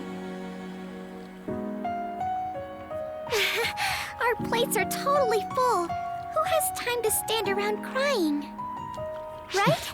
There's no time to waste. Wait, that's so strange. I'm really trying to smile. This shouldn't be... Stop! Stop it! Matoya, you're always too hard on yourself. You gotta let yourself just feel. See? I beat him to it. Exactly. You should cry if you want to. Come It's on. okay. How can you say that to me right now? Now you're the one not playing fair. Sorry. I'm really sorry. I don't think I could keep my promise. Oh no! Matoya, it's okay. Damn. She's such a sweetheart.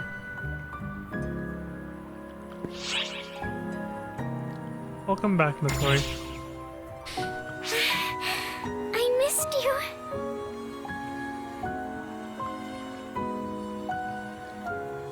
Feelings mutual. She's so sweet.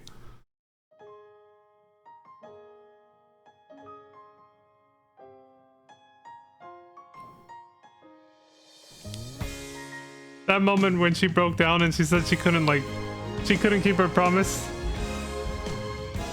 I was like, part of me just wanted to say, I kind of just want to wrap her up in a blanket and tell her it's gonna be okay now. Like, it's okay for her to cry and everything. So I'm glad they gave us that answer choice to just tell her to, like, it's fine. You can just let yourself feel. That was beautiful. That was a beautiful moment for sure.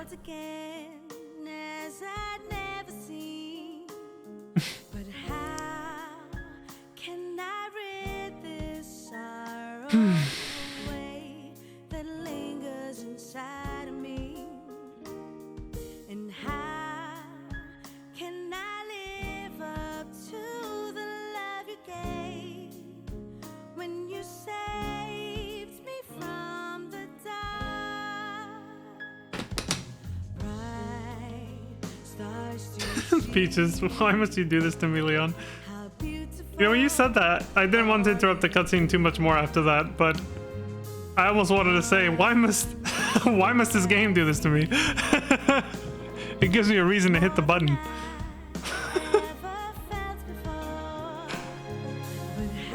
You know, for research purposes. As always.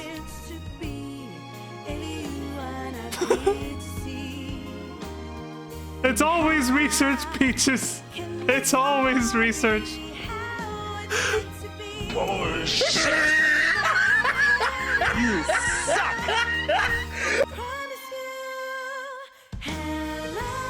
It's always research.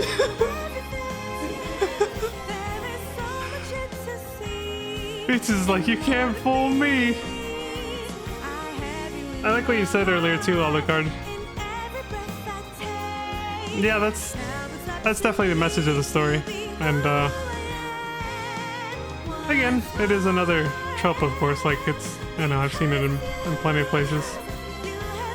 But it is truth, and it is a nice reminder.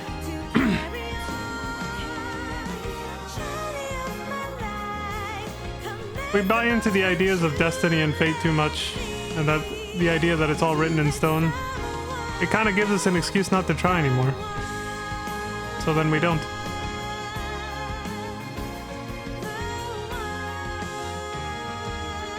You know, that's one way of looking at it anyway.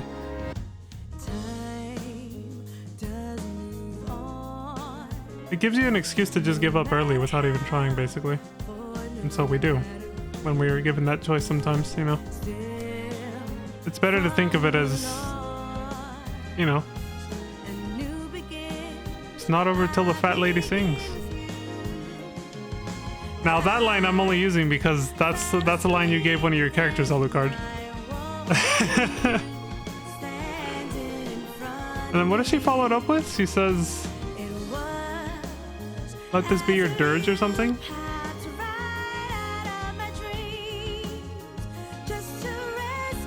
Terminator 2? Well, I wasn't thinking of anything in particular because it's something I'd heard in plenty of other media before. But yeah, that is one place where they use that, yeah.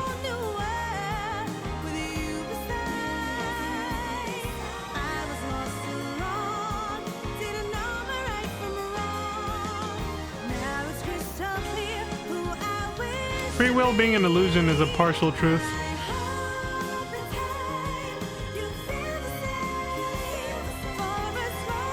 We can only make choices within the information that we have, which is dictated by the environment that we're surrounded by. So our free will is limited, we should say. Instead of saying it's completely non-existent or an illusion, I'd say it's limited, basically. It's just limited by what you know. You can only make choices with the information you have.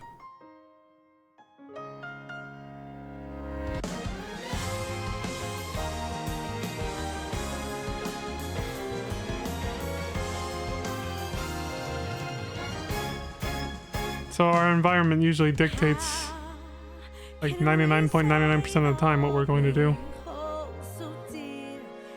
In one way or another. Everything that we do is a response to environmental stimuli. A reaction, rather than a choice. But simply becoming aware of that fact kind of liberates you a little bit. It sort of slightly opens up new options when you become aware of it, if you choose to acknowledge that. It almost sounds paradoxical or ironic in a way. Acknowledging that your free will is limited, or that you don't have a lot of free will, gives you more of it. It's freeing in and of itself to recognize that you're not free.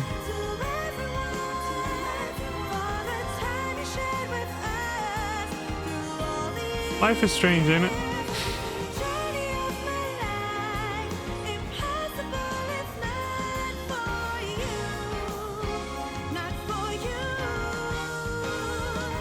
NVIDIA, the way it's meant to be played. I have an NVIDIA graphics card, sure, but I'm sure AMD owners might beg to differ on that, with that slogan. That's why I said it, Peaches. I wanted to wrap up my my little rambling with a reference to another video game. I think it fit. Referencing that game while also, you know, conveying the sentiment of the words themselves, separate from the video game. Because it's true. That game has that title for a reason. Because it's true.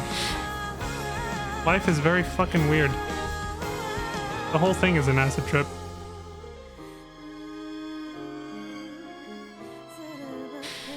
It only feels weirder when you're dreaming, when you're asleep. But it's not really.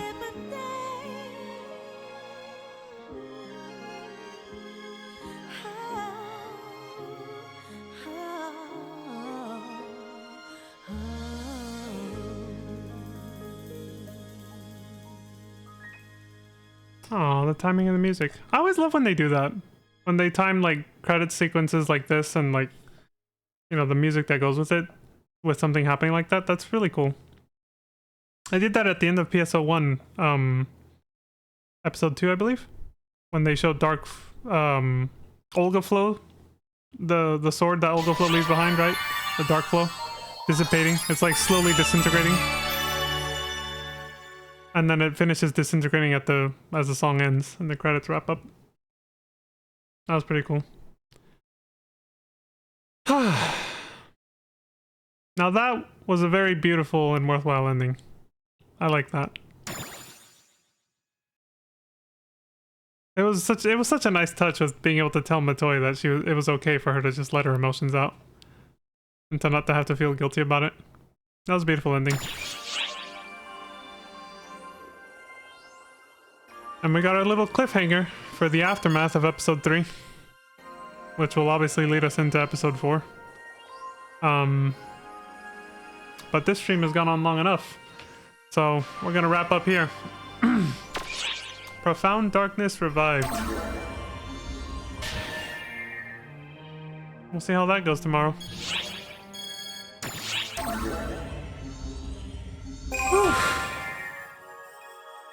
World With Me is a great credits song. Where's that from? Is that the song we were just hearing, or is that from a different game or movie, anime, TV show, or something else?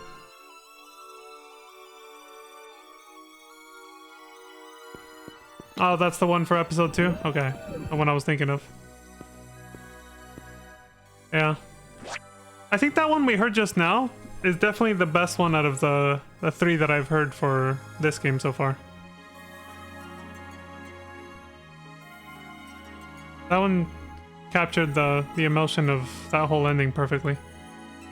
And you know, I said, why does it always have to end with tears? Because episode 1 and 2 sort of had a, you know, like a sad ending to them. This one is more like tears of joy. It's like, we did it!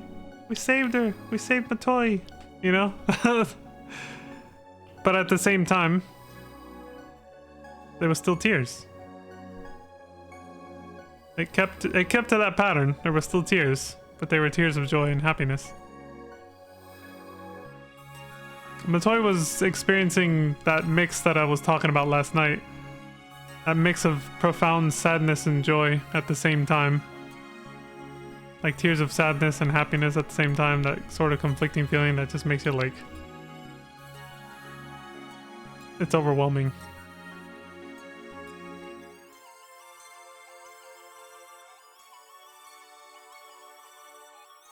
And I'm starting to reflect on everything that happened.